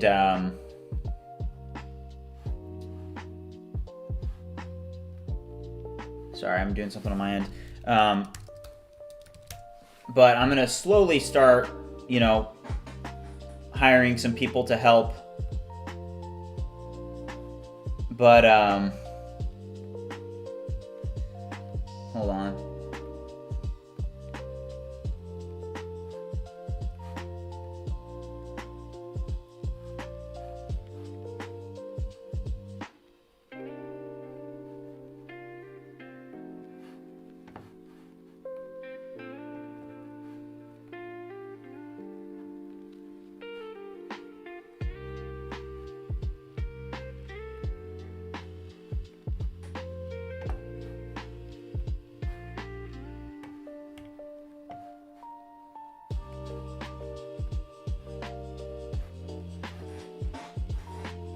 Hold on, I'm sorry guys, I'm trying to get this set up. I'm having issues.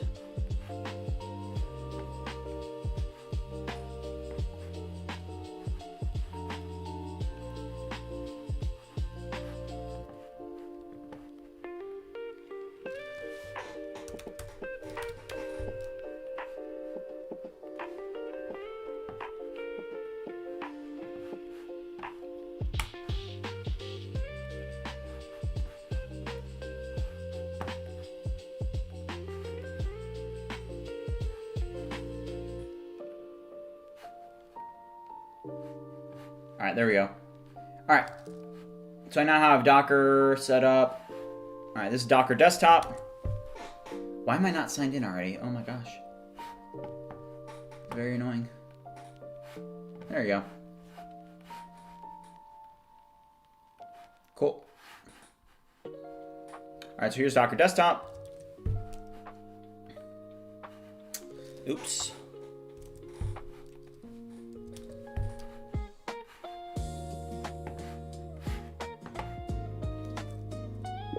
I have Docker desktop set up. What do I do now?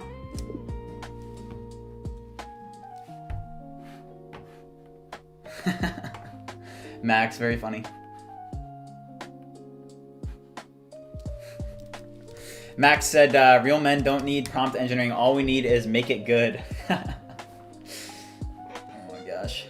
We're gonna get cooked. That's why we're all getting cooked. People saying that vibe coding is worse than cancer.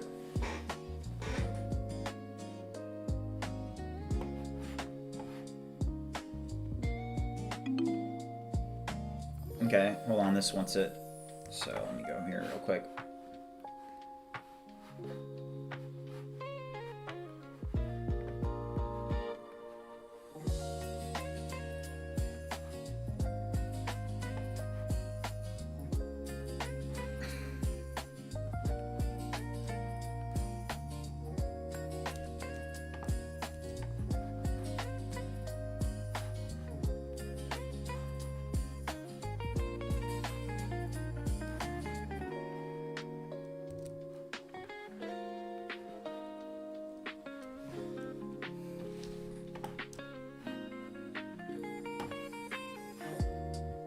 All right, so I did just set those environment variables. So let's now reset this and run npm run start dev.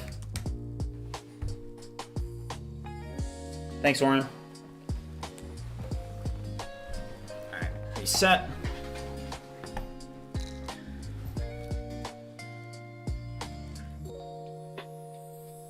Oh.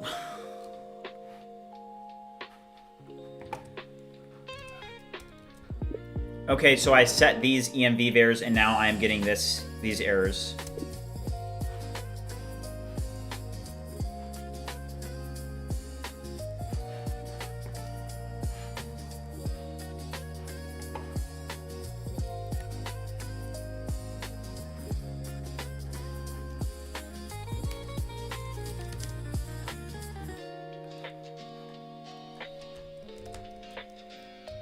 Remember to never look in my env vars.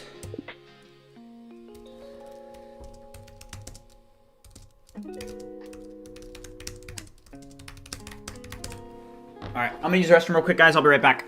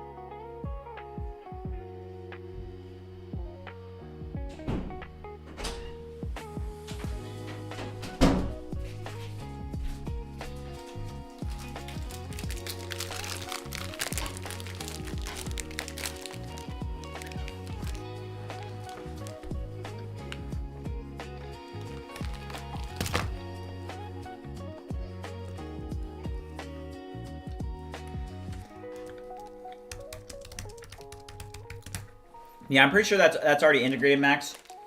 I just like to make sure, just especially since I'm on stream.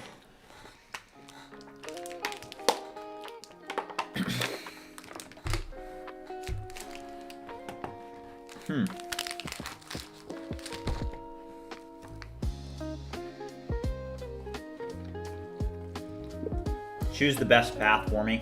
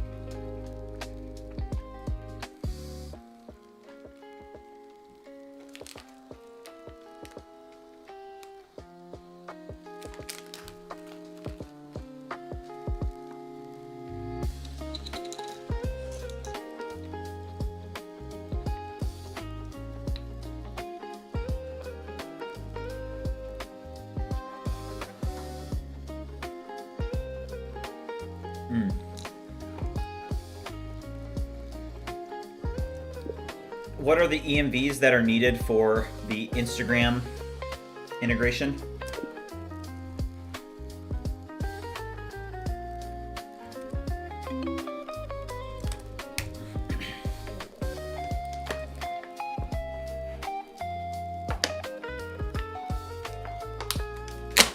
Vax No Care said, have you seen Windsurf's new code maps feature?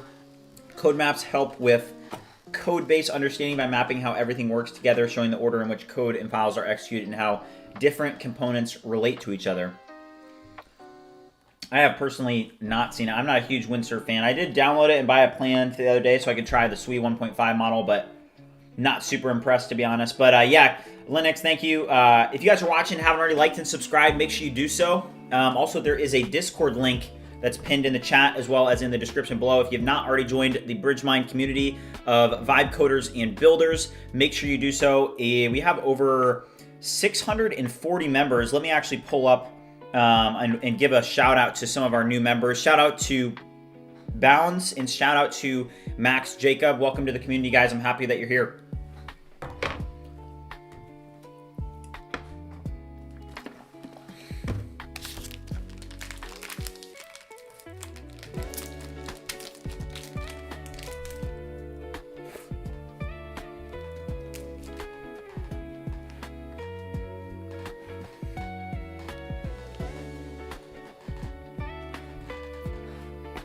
All right.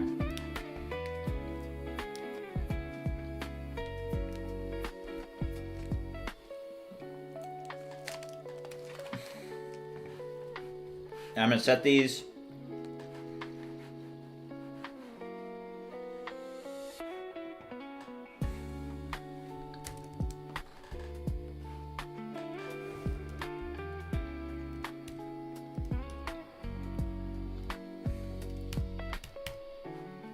All right, cool. They're now set. So now that we refresh this, this should build. We'll see.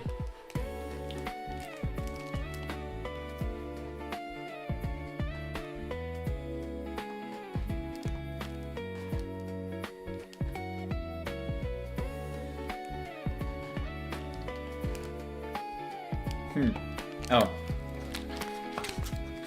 Redis isn't configured yet. Yeah, I think we got botted earlier on stream. Yeah. Wasn't me, I don't know who did that. Best to ignore it. What is going on with all this copy stuff? They need to make it so you can drop an entire terminal in.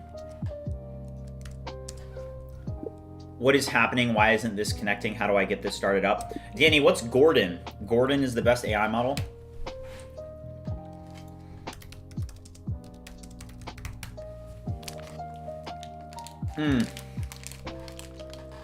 All right, an AI agent for Docker.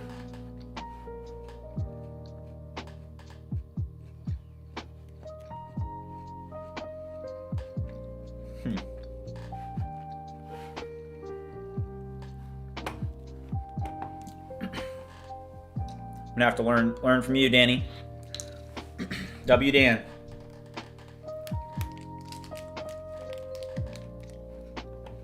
Yeah, Gordon is an AI agent for Docker.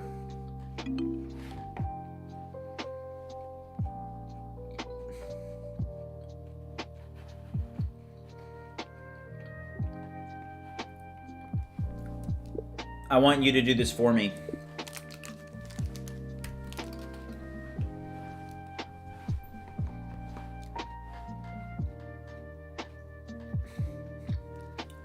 P-Visual, I think Codex is better.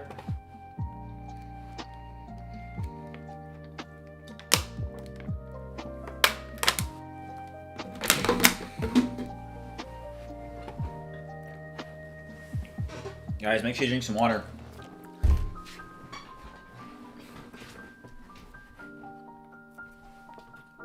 Max said, I think if you were to add the whole terminal, your context usage would be skyrocket as, yeah, that actually is very true. Yeah, that's a good point, Max. That's probably why they do that.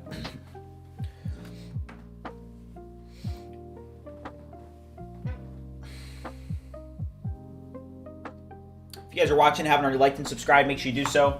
Right now, we're working on setting up Redis so that we can get this scheduled posting actually working.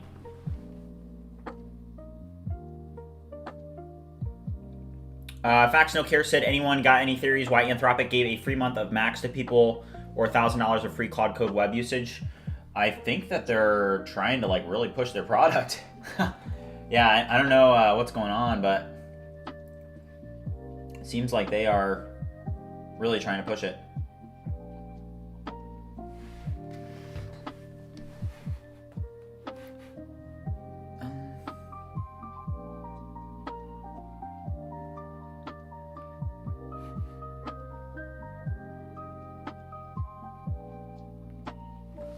looks like that was completed.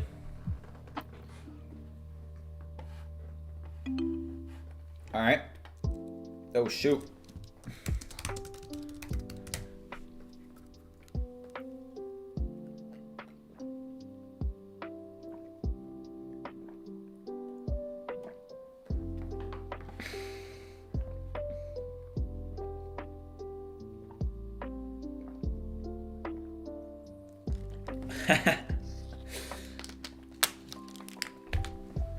All right, so this is now starting up. So now we're going to be able to test this.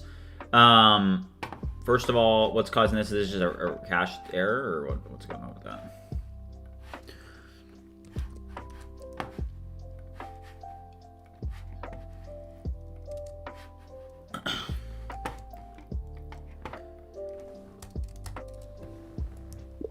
Review this and fix the issue that I'm getting on this page. Nah, I don't think Claude's top dog. I actually was, I think you guys will think this is interesting. So I was watching last night somebody break down the deposition of, it was one of the co-founders of OpenAI, the guy that was like their head AI engineer. OpenAI co-founders. So as you guys know, Ilya, so this guy. So I was listening to a deposition where Ilya was talking about what happened when Sam Altman got ousted, because I do think that the whole Sam Altman and the whistleblower committing suicide thing is like really interesting. And Ilya in his deposition was saying that Sam Altman like really understands power and like he's like a political figure, and that it was just very interesting. Because he was being deposed for the lawsuit for Elon versus Sam, and there was a ton of interesting stuff in it. You guys can ask me questions about it, but the most interesting thing that I saw was just that he was making it sound like Sam was like a really bad guy, like a liar and stuff. Yeah, J35 said, yeah, you saw that video too. Yeah, it was a good video. Yeah, but yeah, I mean, Ilya was saying that Sam Altman's basically like a liar and knows how to like web weave and knows how to like gain power and stuff, and was saying that he wants to have power over AGI, and that he is a political figure because he has power over AGI. I thought that was really interesting. Yeah, I think so, J35. Yeah. I was like, dang. All right. So let's try this again now that this is all set up. So as you guys know, we've been setting up Redis so that it's running locally now. And now we're going to test this, see if it works. If it works, this is huge.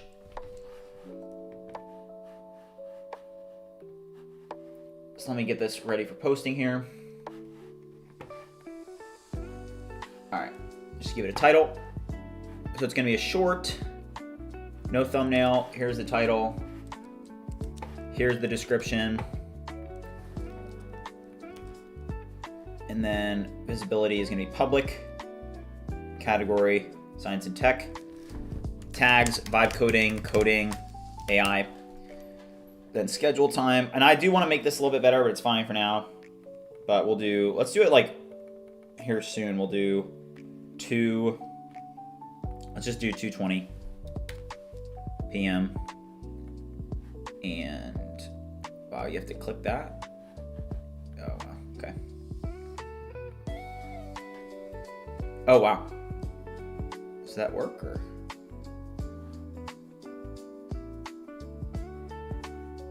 All right, so that did, it's a schedule upload created. J35 said, dude, it goes way back. I remember the Diary of CEO podcast months ago where he mentioned how Ilya got out of the company and set up his own AI security startup. Yeah. I mean, Ilya seems like a pretty smart guy, you know, and somebody that's like just really interested in AI. And Sam seems like, yeah, I mean, I think everybody gets the creepy vibes from Sam.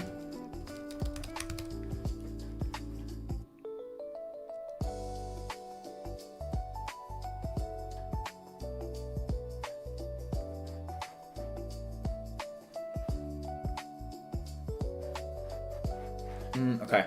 So I want to go over to the YouTube channel now and see, is this actually scheduled? Does this work? Or let's see. Okay. So shorts. So nothing's scheduled. Wait.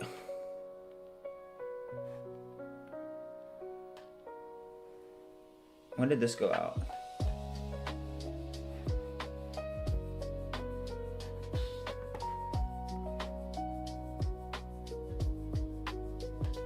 Oh, shoot. Did I accidentally already schedule that earlier? So earlier when it failed, it actually did schedule it, didn't it? Yeah, it did. So can I now delete this? Can I now pause this? Canceled this scheduled upload. Why is it styled like that? What the heck? All right, schedule upload deleted.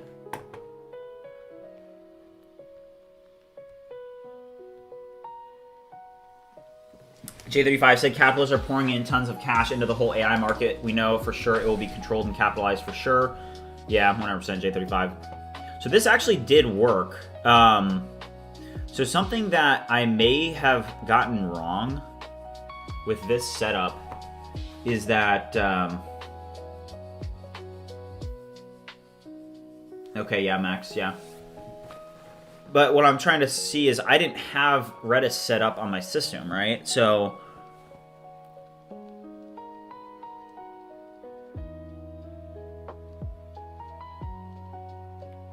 like isn't scheduling native to the application? Like maybe we made a mistake. If you guys are watching and haven't already liked and subscribed, make sure you do so. Right now we're working on the YouTube scheduling from ViewCreator. So we do have it publishing now works, and then scheduling. Let's actually just ask a question.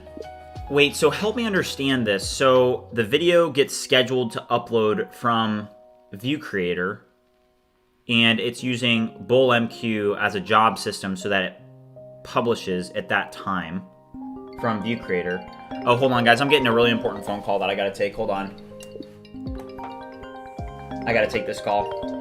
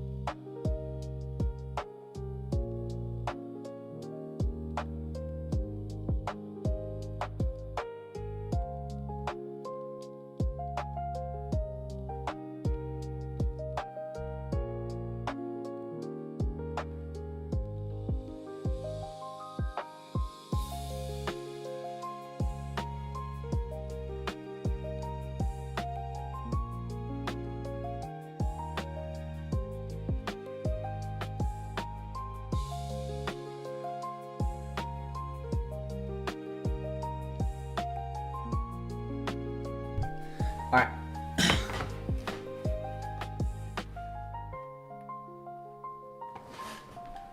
Tony, what's up? Good to see you. Yeah, I was actually Sam Altman calling, guys.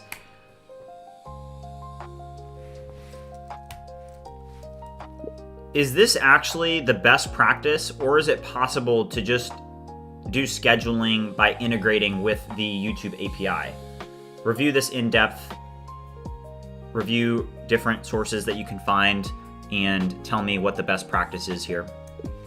Because what I'm trying to decide is, you know what we just did is, I guess web browsing. Is web browsing just enabled now by default, right? Yeah. So what I'm trying to figure out is with these scheduled uploads, this one went through and it actually published. And it published without the job system. So I'm curious as to what that job system is even in place for. You know, are we scheduling it on YouTube's system, or I'm trying to figure that out. So let's get to the bottom of that, and then we'll make a decision accordingly. Max said, I think it cached it as it didn't go out at 2 p.m. It went out at 2:13 p.m. Interesting. So maybe at 2:13, is that when we actually got Redis working? Sushi, I need to check my Twitch chat. Were you over on Twitch? Because right now, I mean, mainly I do YouTube chat. Let me check Twitch to see if anybody's over there.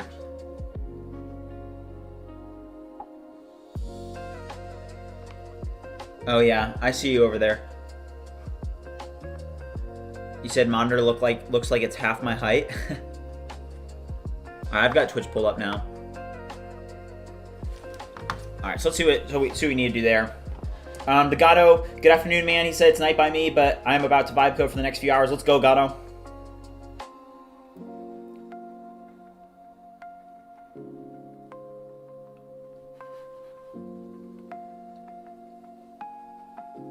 Sorry about that, Sushi.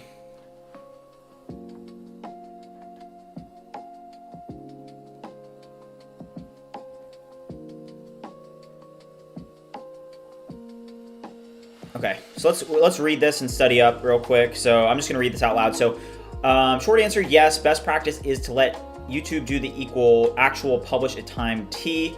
You upload the video now and set a scheduled publish time via the YouTube data API. YouTube handles the release using your own job system only for the work you own. Uploading, retries, cross-posting cleanups, not the final timed file. Okay, so what the best practice looks like. So you've used the platform native scheduling when the platform supports it. Keep an internal queue only for large resumable uploads, thumbnails, transcodes, and retries backoffs. Token refresh, rotation, and error recovery. Cross-platform coordination and cleanup tasks. So, I mean, we are going to need to integrate Redis no matter what. So I'm glad that we did, right? I'm just kind of curious as to, I mean, you shouldn't be scheduling a job where the job is, I mean, you can schedule it on YouTube through the YouTube API, right? So you can click a button and it schedules it in YouTube itself. Like, it doesn't need to be scheduled on our platform and then it goes out and gets published then. But so I don't know if that makes sense to you guys, but I'm just trying to figure out, like, what are we doing right now?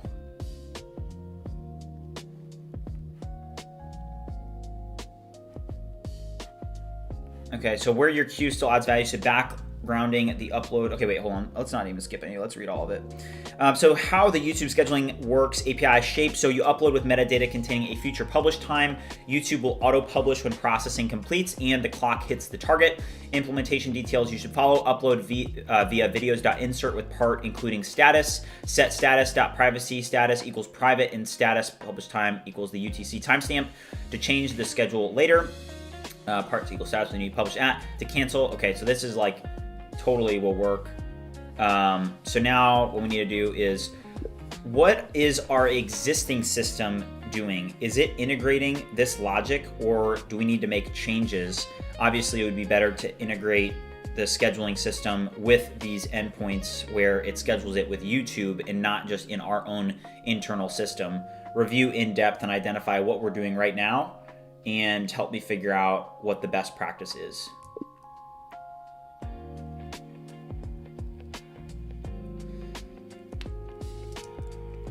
All right, what is our existing system doing? That's always a good question to ask, right? And it's, I don't think that's a bad thing. I mean, I'm just trying to figure out, hey, are we integrating with this YouTube? Because it's working, right? It's working, but it may not be working what we need to do. Yeah, I mean, that's the cool part about Hootsuite, guys, is we're going to turn ViewCreator into a Hootsuite competitor. So, Max, you know, I think you asked a good question. It's like, I mean, we're going to turn this into a Hootsuite competitor, but instead of it just being what Hootsuite is, which is just the ability to, you know, schedule, it's going to be an end-to-end platform where it's going to go all the way from ideation, creation, to scheduling and posting. And, you know, it's a long-term project, but we're in the arena, and we have other stuff going on too. So if you guys are new here and you haven't already liked, subscribed, or joined the Discord, make sure you do so. I want to give a couple of shout outs to some new members in the Discord community today. Looks like we are now up to 642 members. There is a link pinned to the chat, and if you haven't joined, make sure you do so. It's a community of vibe coders, builders, and it's growing every day. So it's the BridgeMind Army. All right, so let's figure out what we're doing right now. So short answer, today we schedule internally with Bolt MQ and publish at time from our worker. We are not using YouTube's native scheduling status.publish at. Best practice is to let YouTube do the time publish and use our queue upload for retries and bookkeeping. All right, so we are gonna need to change this for sure. Create a plan and a README plan so that we can actually transition and use the native YouTube scheduling for this. Take a look at the existing functionality and note that technically the existing functionality does work, but yes, we do want to transition to use the native YouTube APIs for content scheduling. So review this in complete depth and identify what needs to be changed and create a robust plan. And then we're going to not use fast, we're going to use GPT-5 high fast. Yeah, geez. Okay, so this is gonna be expensive. Or should we use Codex? We'll use Codex.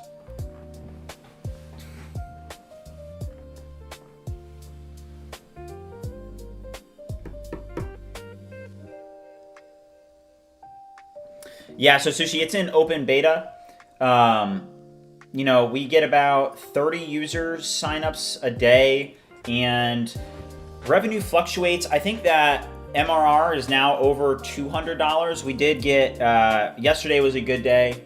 I think we made like $40 yesterday from ViewCreator. So, and then like the day before, I think it was like 10. So it is like fluctuating. So far today, we've made, let me pull it up. So far today on ViewCreator, we have made,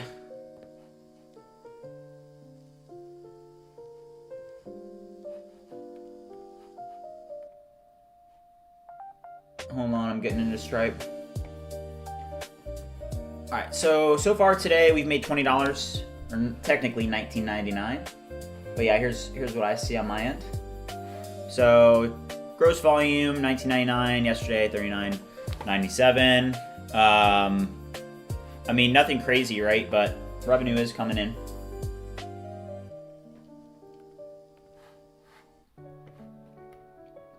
Sanai G, how's it going? Welcome back to the stream. Yeah, it's been a while since I've seen you. Yeah, we've made a ton of progress. Right now, we're working on our YouTube, the ability to actually publish to YouTube from ViewCreator.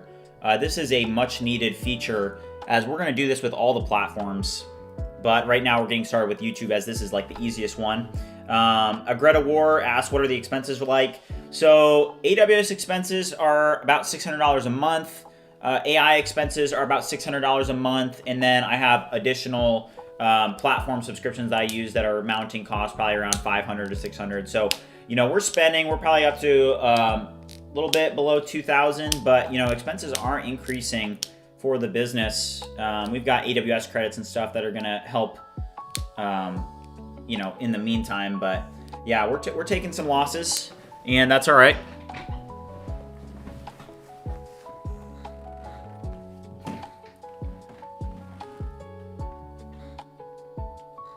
Sanaya, yeah, thank you.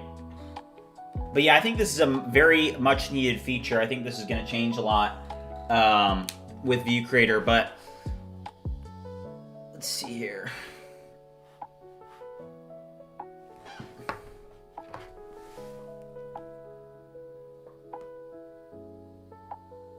Sanai asked about language localization. Any plans to apply multilingual for the UI? I actually have not thought about that. That's the first time that I've thought about that.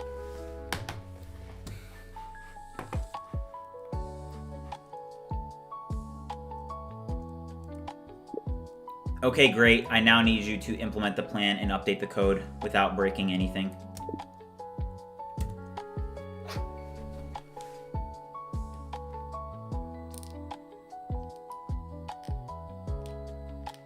How much did you have to invest in this before you launched it, if you don't mind me answering? I mean, yeah, I've got a business bank account opened. I think when I started the business, I just put like 5K into it initially a couple months ago. So I still haven't added any extra equity, but the initial investment was 5,000.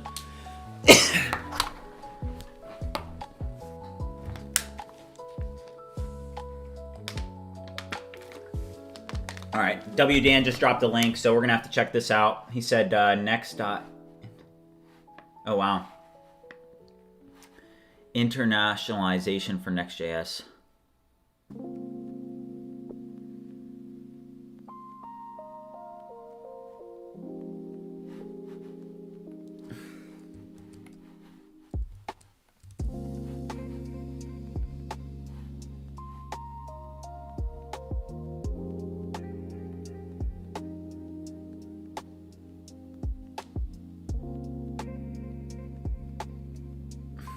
Hold on, let me... Dan, I want to talk to you about that at some point, so I'm just going to drop it in our chat in Discord so I don't forget.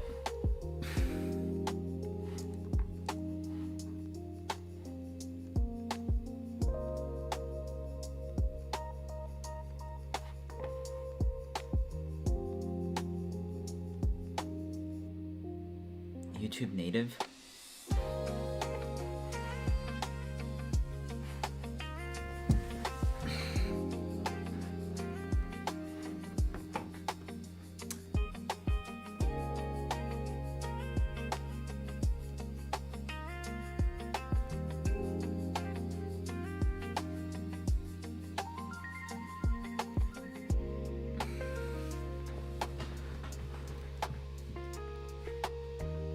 All right, hold on. I gotta do one thing real quick.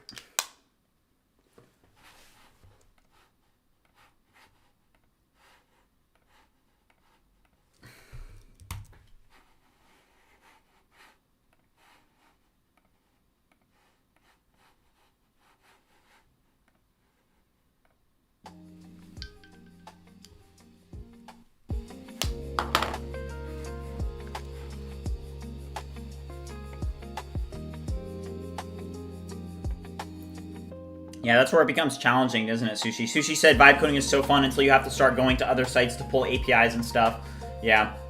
Max said running Next INTL is probably something you do from the get-go, as you have to manually create the locals.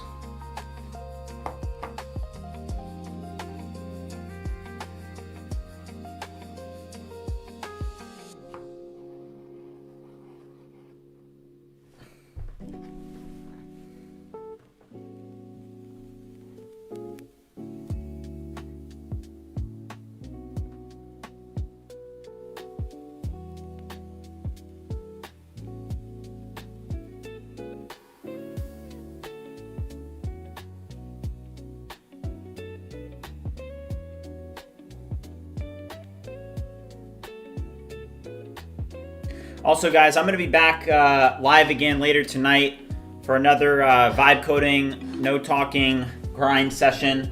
As you guys know, I've started doing this as... wait, hold up.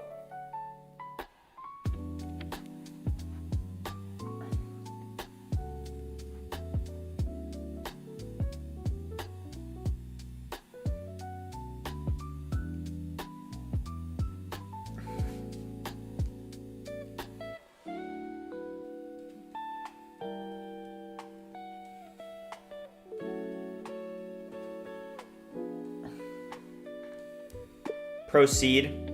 Also, when creating migrations, only create migrations using the command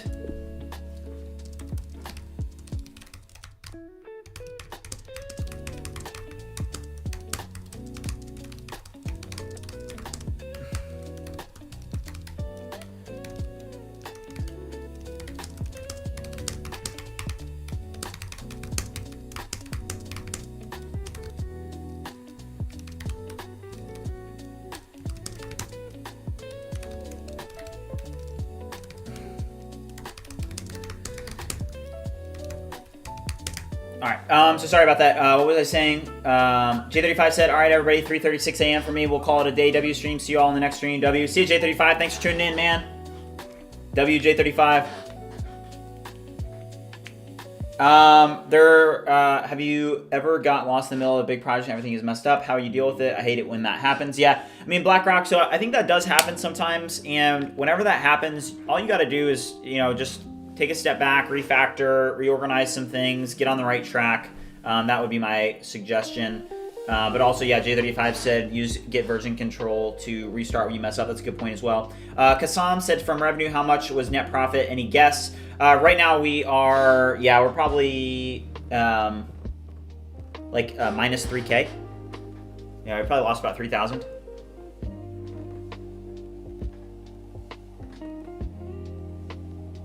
Jesse, sorry. When is the next live going to be? See y'all in the next stream, bros. Peace. Yeah, Jesse, probably... I'll be live again around 6 p.m. later tonight to grind.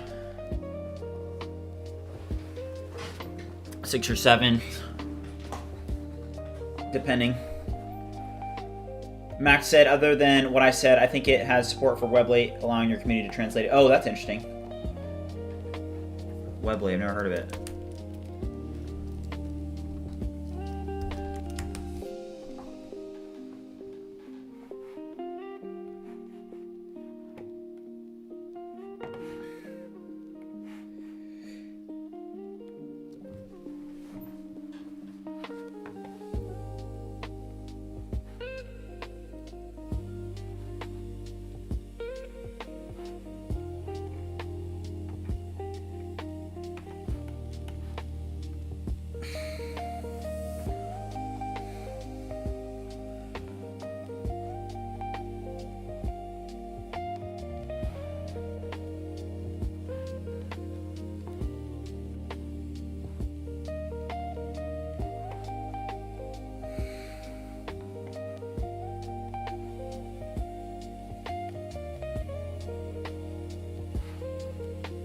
This is a big refactor that we're doing right now. Because if you guys have been following along, so the issue that we had is that we did have a bull MQ system using Redis that was good, right? It created jobs so that we could schedule these posts. But the issue is that YouTube has a native scheduling system that we want to use instead of having this set up on our own internal system. So rather than having it so that when you go over, so let's go over to YouTube here, right? Go to YouTube, go to publish and schedule. So the issue that we have is that, you can publish now or schedule for later, right? Well, publish now is going to publish it right now. And then schedule for later, what we were doing is we had it so that it was creating a bull MQ job that when it came up on time, it would then publish it, right? But that's not needed because we can just integrate with the YouTube API now, schedule it with YouTube now, and in the YouTube system, YouTube is going to handle when it actually gets published. So that was the issue that we had. I'm glad that we integrated Redis and BullMQ for other reasons because we're going to use this down the line.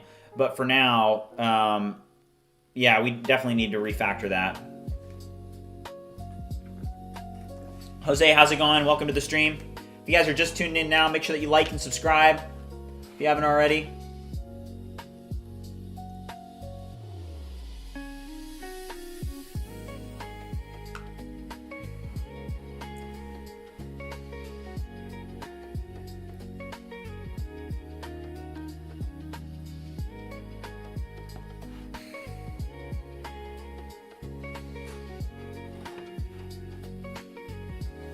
Aperium said, is this using the YouTube API v3 payload and just send it to YouTube and later it will take care? Yep, exactly. So you can use the internal scheduling instead of having to have it on your own system, which is better. Yeah, and you can cancel it then from the system. Corbin, very funny.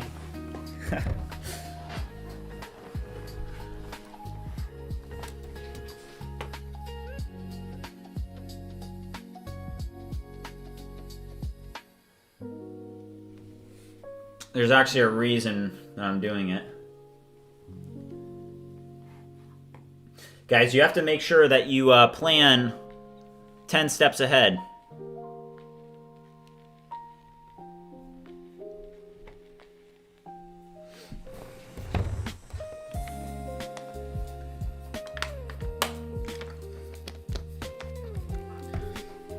Wonder how much of a check I've run up on Cursor usage-based pricing. Let's see. So last time we checked, we were at 44, and now we are at... Hold up. Wow, only $4 for all that. That's nothing. 2.2 million tokens here. Wow, 2.2 million tokens on Codex? What in the world? Jeez, that is cooking. 2 million tokens on that one. Miracure, how's it going? Welcome back to the stream, man. All right, I'm going to go use the restroom real quick. I'll be right back. This is cooking.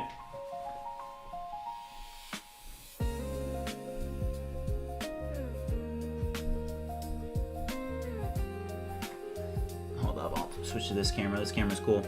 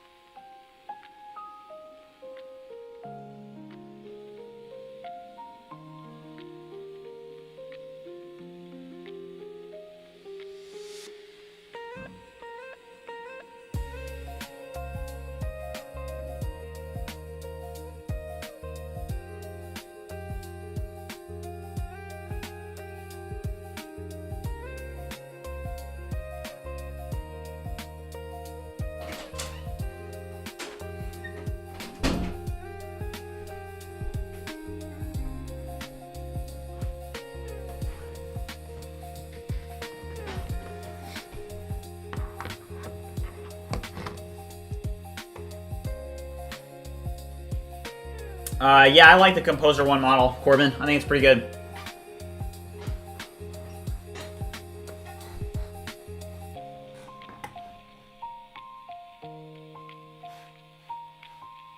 Facts No Care said the amount spent using all the AI gives me heart palpitations.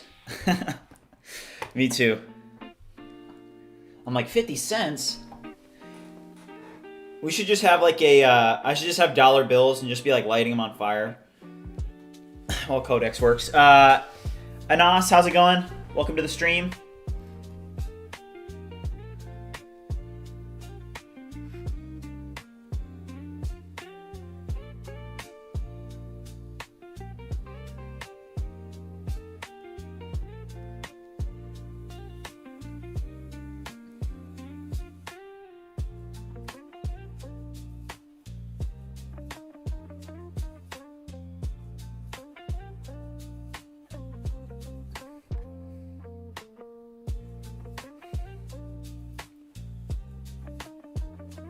Last Sentinel, how's it going?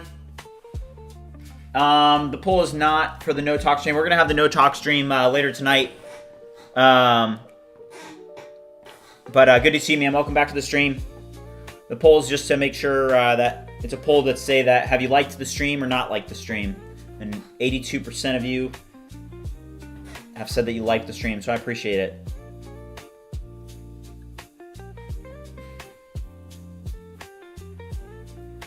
Anas said, could you please share your workflow and explain how you manage to build ViewCreator without the model hallucinating or losing context? Often reach a point where the AI stops making progress. Yeah, I mean, you got to break things down into one step at a time. And you also do need to understand, product development workflows and what you're doing and be able to watch the AI and make sure that you're testing and keeping it in specific bounds, keeping it controlled. Really would like for this to, I think this is a huge job because we're transitioning from using BullMQ for that to not. So we'll just let it keep doing its thing, but I'm working on this for a bit now. Looking forward to testing it.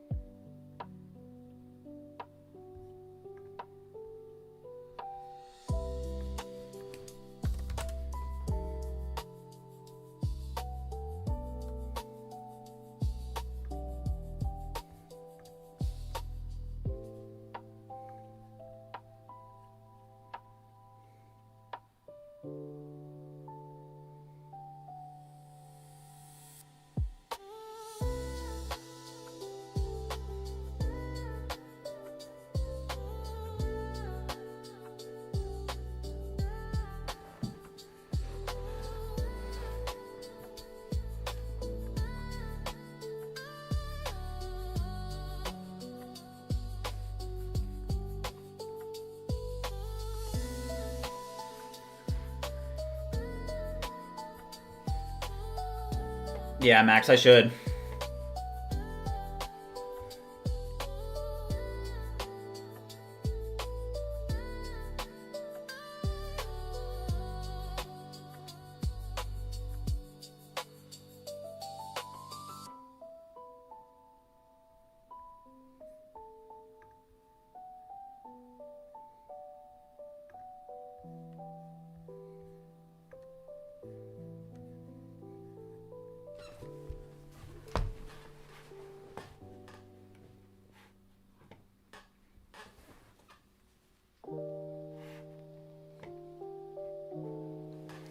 All right, guys, while this is working, I actually want to pull up some bugs from the BridgeMind Hackathon and start working on them. And we're going to work on them in a Trello workflow. So we're going to open up some terminals here, and I am going to be using Codex for this, okay? And the main reason I'm going to use Codex for this is because I still do like the long-running workflows with Codex. So let's actually cd into ViewCreator here and run Codex. And what we're going to do is we're just going to set up, while this is working, because it's going to take a while longer. I actually should have started doing this a little bit ago, to be honest with you guys. That's fine. All right. All right, so update now. Updating the latest OpenAI update. Raycast for scene changes.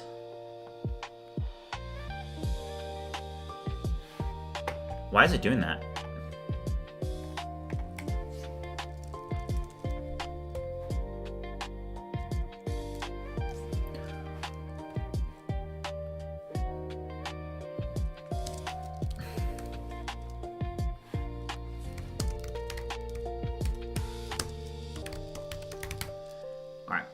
So let's go into Codex, set model to high. Yusuf, how's it going? Welcome back to the stream.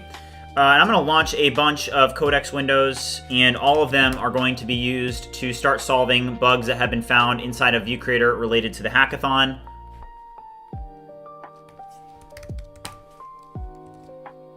Because we are behind on that, so I need to start working on that. Let's just launch these.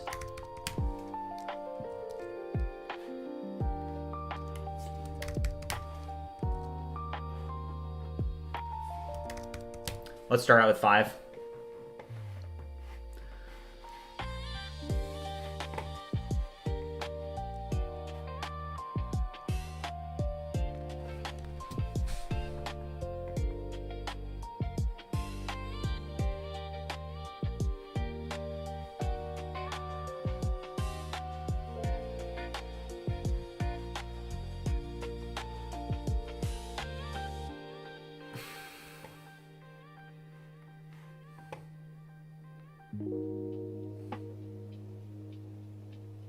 Alright, so let's start pulling up bugs and finding them. So first bug, so we are a day behind, so starting here from Rohith. Alright, this one here.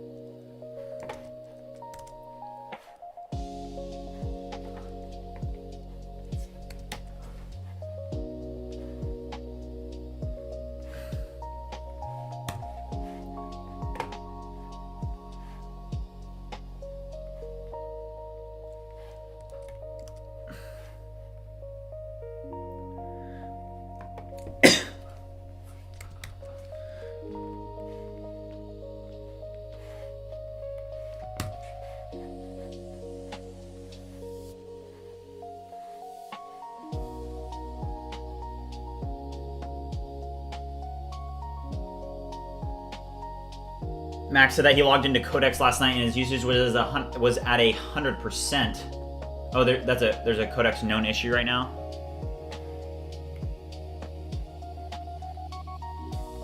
Oh shoot! Is it completely down? Codex elevated errors. Oh shoot, did these all just fail? Oh wow, okay. So Codex is down right now? Dang. Alright, thank you, Dan. Shout out to Dan in the chat. So it looks like we're going Claude. Looks like we are going Claude, folks. Hold on, let's get back to Central, as I like to call it. Alright, Claude. Alright, and... oh, shoot. We did not need Opus. We can get that here.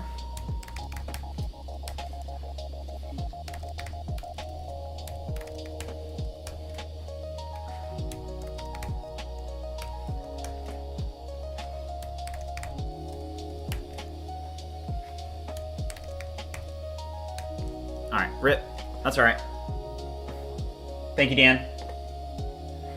Alright. There is a reason that we call him W Dan in the chat.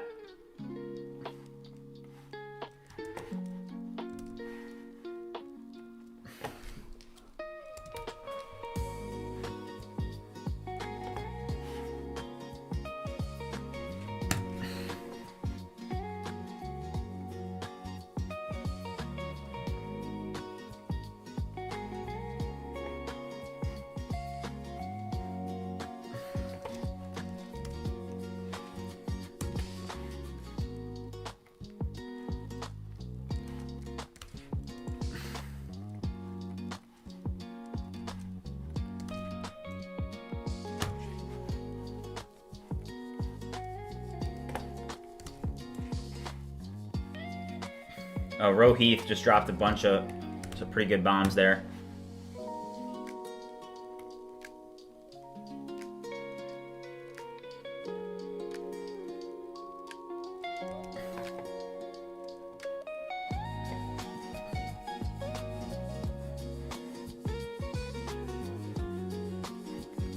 Oh, shoot, I should have done dangerously set permissions as well. Rookie mistake, folks. I can't even believe that Claude makes you even run dangerously set permissions. It should be the default to make it, like, to make it not be dangerously set permissions.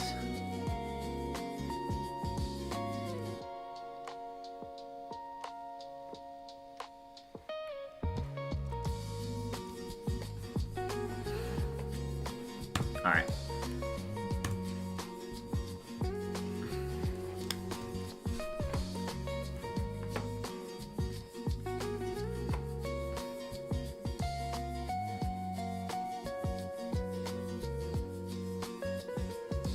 Well, I did use I still have the max subscription for a bit, and I'm gonna keep the pro subscription. I'm just gonna start using Cursor as my main, and then Codex and Claude can be my fallbacks. But yeah, that was Codex. Yeah, I've got the month still, so yeah. Yeah, Natal, I just Codex said. Danny said that Codex is at least unreliable, unclear if the code quality is impacted or just the error rates on new executions. Yeah, thank you, Jesse, for the heads up. Appreciate it.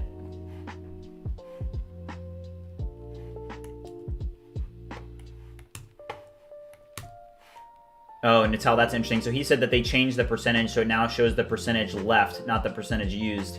Interesting marketing perspective. A little marketing thing there, probably.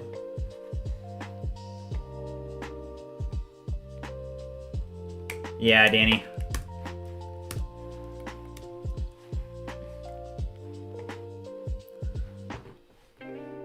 Alright, so these two are done. Cool.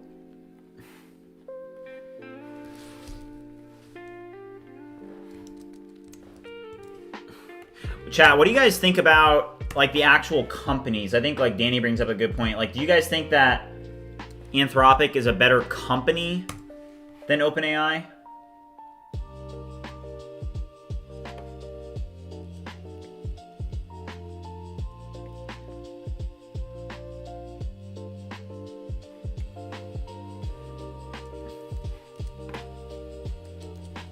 This one can go in after.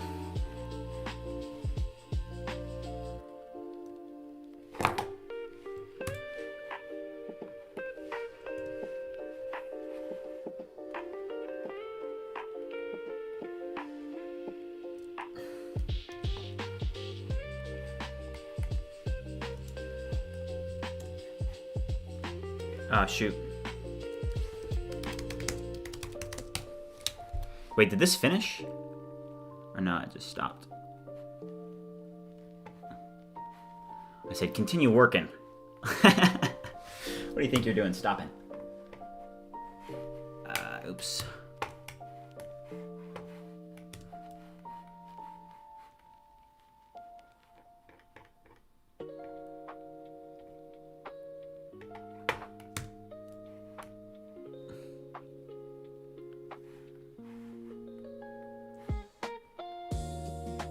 The Gato says that he prefers Anthropic. Danny says Anthropic. Fax says, I think Anthropic has shown they care about safety more than others for sure. The Gato said, whoever fixes my code is better. 100%, just look at the research they're open sourcing. MCP is a case in point. Their papers are really fascinating. J35 said had to join in because getting Discord ping and DMs regarding Hackathon. The bugs are being checked and points will be updated, guys. Yeah, so right now, we're actually working on the bugs right now, guys. So after tonight, the leaderboard is going to be updated. But yesterday I had to take off from the bugs because I was working on some additional things, so.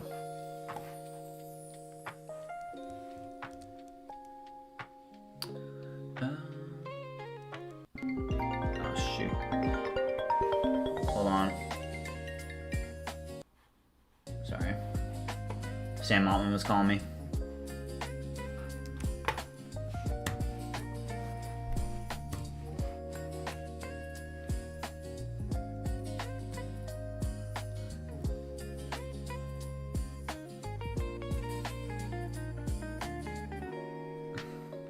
Wait, did I already drop this one in?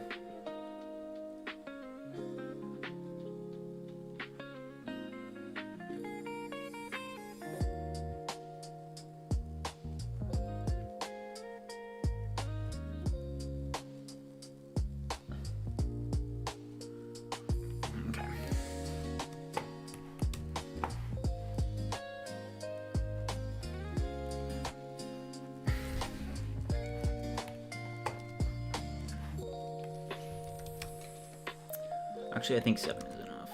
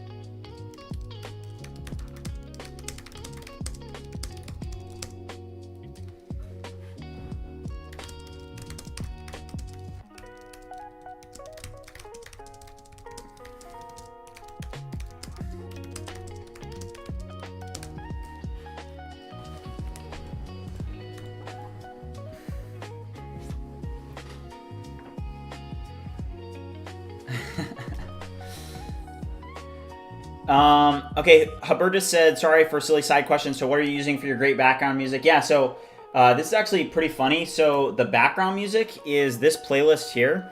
It's a playlist that I created this morning from a new channel that I created called Bridge Music AI because I had an issue with some copyright stuff.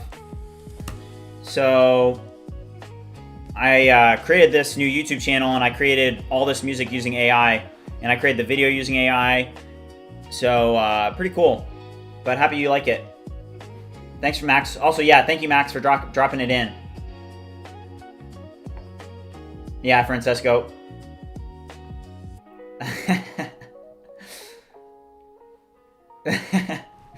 Aperium, I just sent you a DM, by the way, about that bug, because I didn't see it on my end in the Hackathon reports. So I was wondering if you had submitted it yet or not. Appreciate that. Yeah, he heard that I canceled my pro. Sam Altman heard that I canceled my pro plan, so he hit me up, and I had to decline his call. I didn't really want to talk to him, but he was really upset about it. You know, he left a voicemail. Probably should keep it private, but yeah, he's not happy that I canceled while on live. I think he's gonna sue me.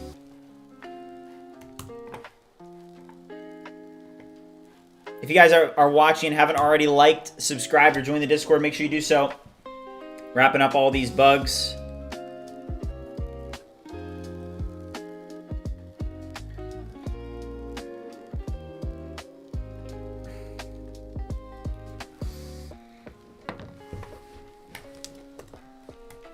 Also, don't forget, I still have to do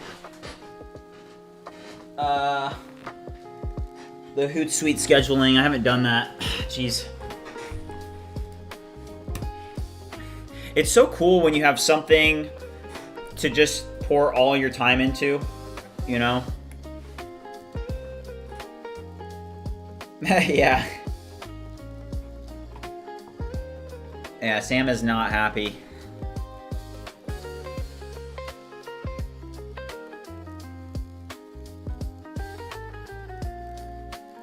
Max, yeah, I've seen Sora. I'm not like super impressed by Sora. It's okay, but I think that Gemini or Google is gonna win the video.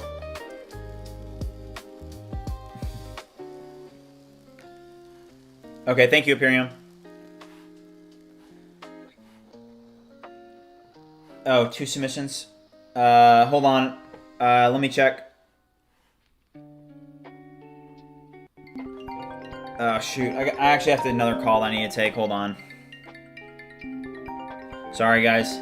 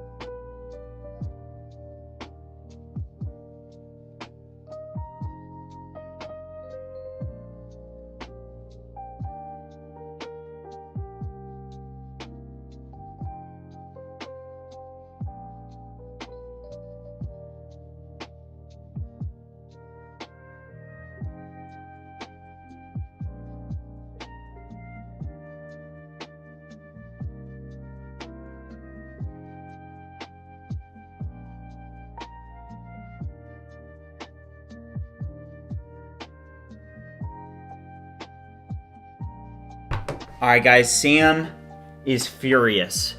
He is. He was really giving it to me. He said, "Yeah, we're about to include you in this lawsuit for canceling the plan live on the BridgeMind Live." He is furious. So we might be in big trouble, guys. Shoot.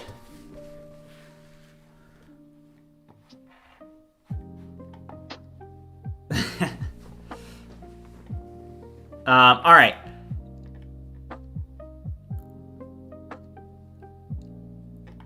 So is this done now? It stopped working. Is it done?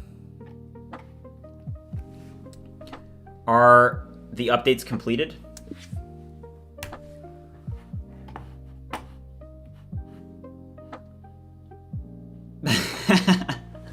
Neek said that the next call is Musk offering Grok Heavy free.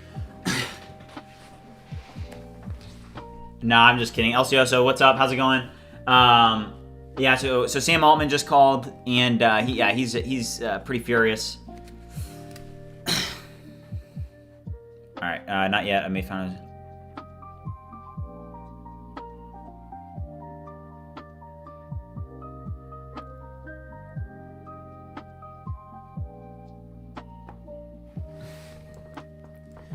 Continue working. GPT-5 Codex in Cursor, or I don't know how I feel about it. Actually, let me check to see if I have that on my end.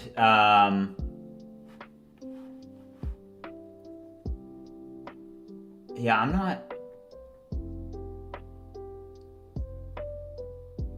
not seeing it on my end.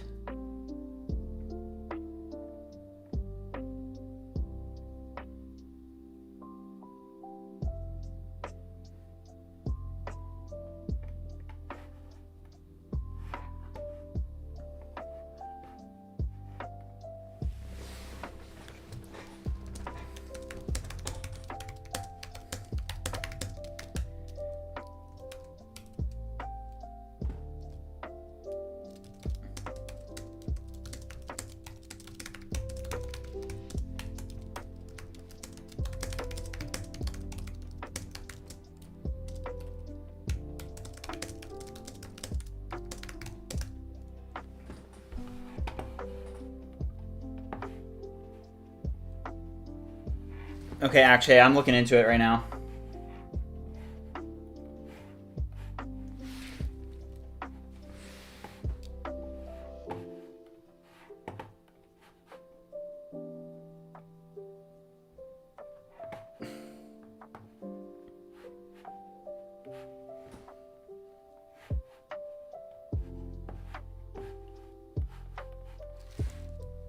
Run npm run build in the ViewCreator creator UI and fix any build errors. Run npm run build in the ViewCreator UI and fix any build errors.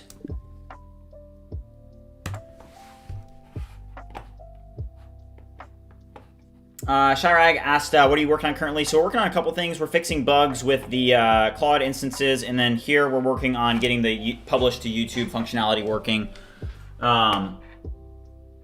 Yeah, Max, this chat is definitely... Okay, so Codex is breaking here. Oh, man. This sucks. Because I think Codex messed this up. Because Codex is down. So... Composer 1. Where did Codex leave off with its updates? Where are we at? Yeah, Jesse, I saw them. I actually already updated all of them. Okay, yep. Up here, I'm looking into it. I have not gotten them. I'm talking to J35 on the side, though. But, Jesse, yeah, I got your bugs, so thank you so much.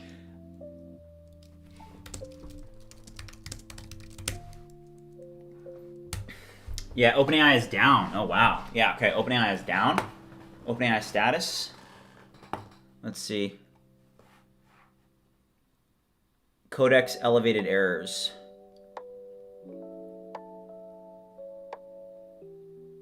Composer 1 is not free in Cursor.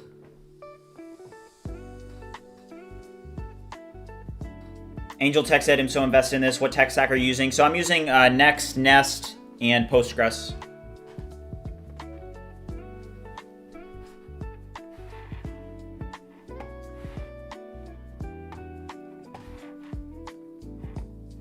Geez, Composer 1 is amazing. If you guys are watching, haven't already liked and subscribed, make sure you do so. We're getting close to 100 likes, guys. So if you're watching and you haven't already liked, make sure you do so, because it'd be awesome to hit 100 likes on this stream. We're only 12 away, so.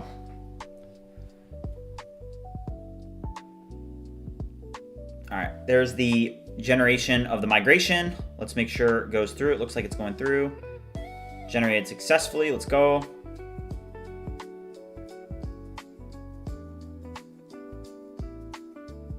Migration looks correct.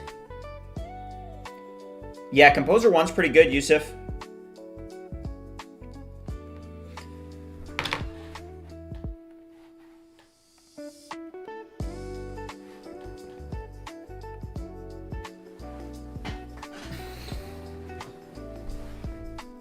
Here are the test files.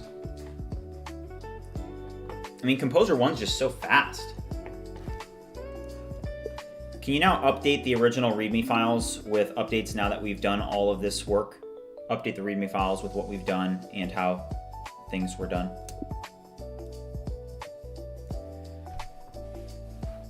All right, so I'm very curious as to how many errors we have, because we just did like a ton of work.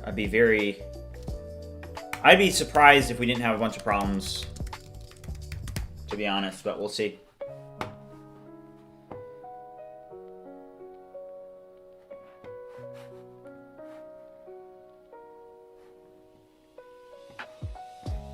Huh? No errors on the API end. Run dev here. Oh, man. Killed the task running on port 3003.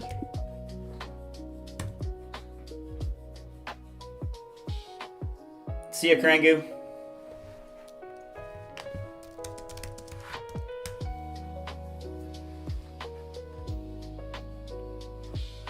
All right, so let's see if, hold up, just threw an internal server error for what?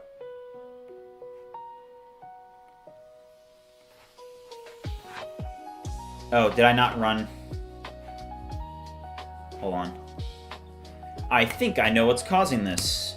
CD into the ViewCreator database. And I don't think it actually ran the migrations, so there's probably a column issue. Let's go. Give me that. Oh, let's go.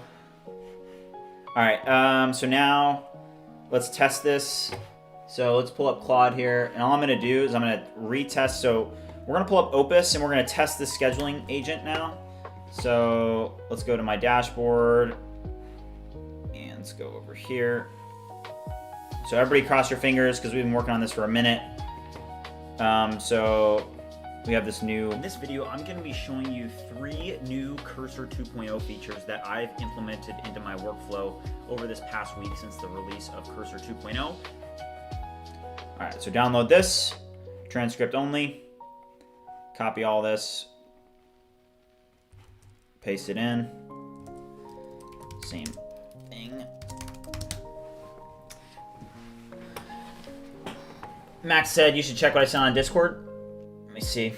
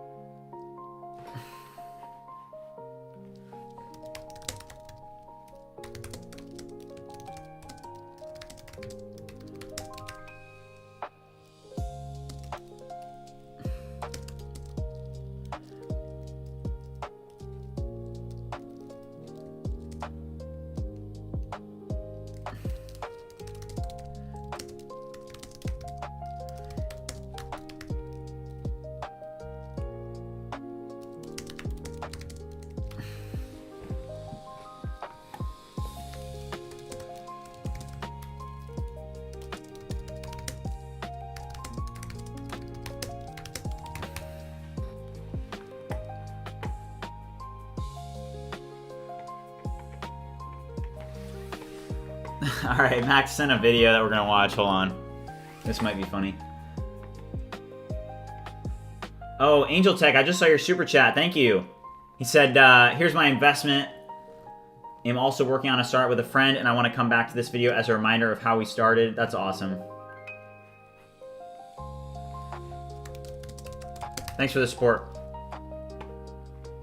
All right, so let's watch this. This is from Max. Bridgemind AI just canceled their ChatGPT Pro subscription, and I'm going to be honest, that was a really irresponsible move.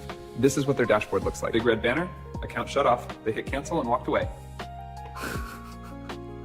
That's hilarious.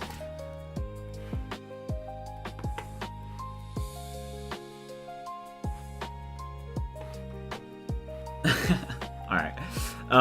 So let's do this. So I'm going to download this here, and then I can just drag and drop it over into ViewCreator, and then I can copy this title. Bridgemind, no playlist. Short form, no thumbnail. Drop in that. Drop in the description. Tags, vibe coding, coding AI. Okay, so this is, so we'll do publish. We'll publish it right now. We're not going to schedule this one. We just want to make sure that publishing still works. Oh, man.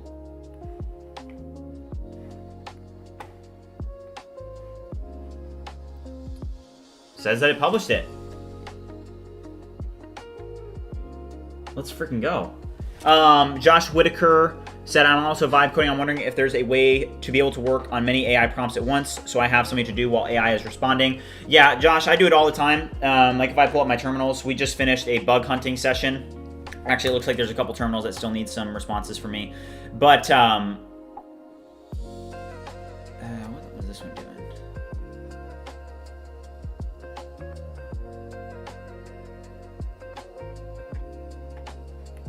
Okay. But yeah, you can absolutely do it at once. You just have to make sure that the agents don't cross paths, you know, because you can work on multiple at once for sure. But let's pull back up cursor. All right, let's see if that posted. So I'm going to pull up YouTube.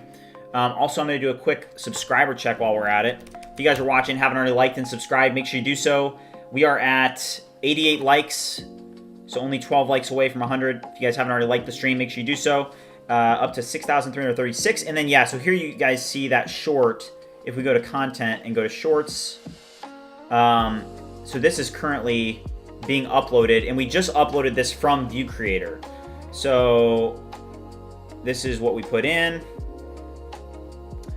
And then I want to make sure the tags are right. So tags are doing, remember we did vibe coding, coding and AI, so perfect. And then we did science and technology, perfect, guys. Literally across the board, perfect.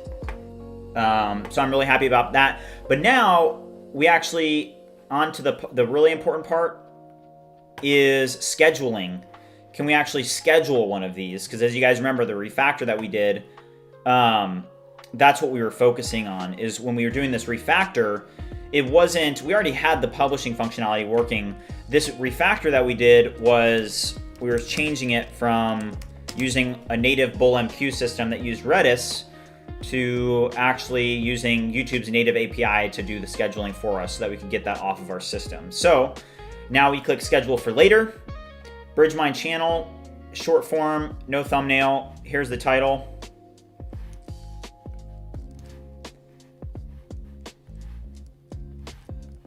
Here's the video or the description. And then public, select category, science and tech. Tags, vibe coding, coding, AI. Okay, so select date and time. So this is really, really important here. So let's do 4 p.m. Eastern today, apply, and then schedule upload. And is it gonna do it? Oh, let's go. Josh, I mean, not necessarily. I do have a strong computer, so I'll show you guys. I'm also like streaming and stuff, but here's my activity monitor. I'm using 69 gigs of memory.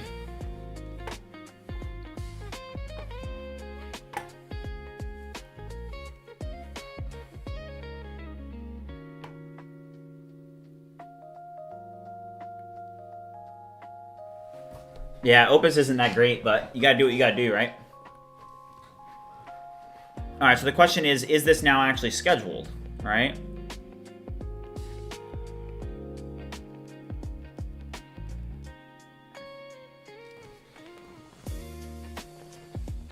Yeah, Josh, so you just give them different tasks. So I'm not seeing, is that one, I mean, I guess we'll just have to see if it schedules, but it does say, oh, it says pending. It says pending. So, how much total memory? I think I have, hold on, let's see. I've got 96 gigs? Yeah, 96.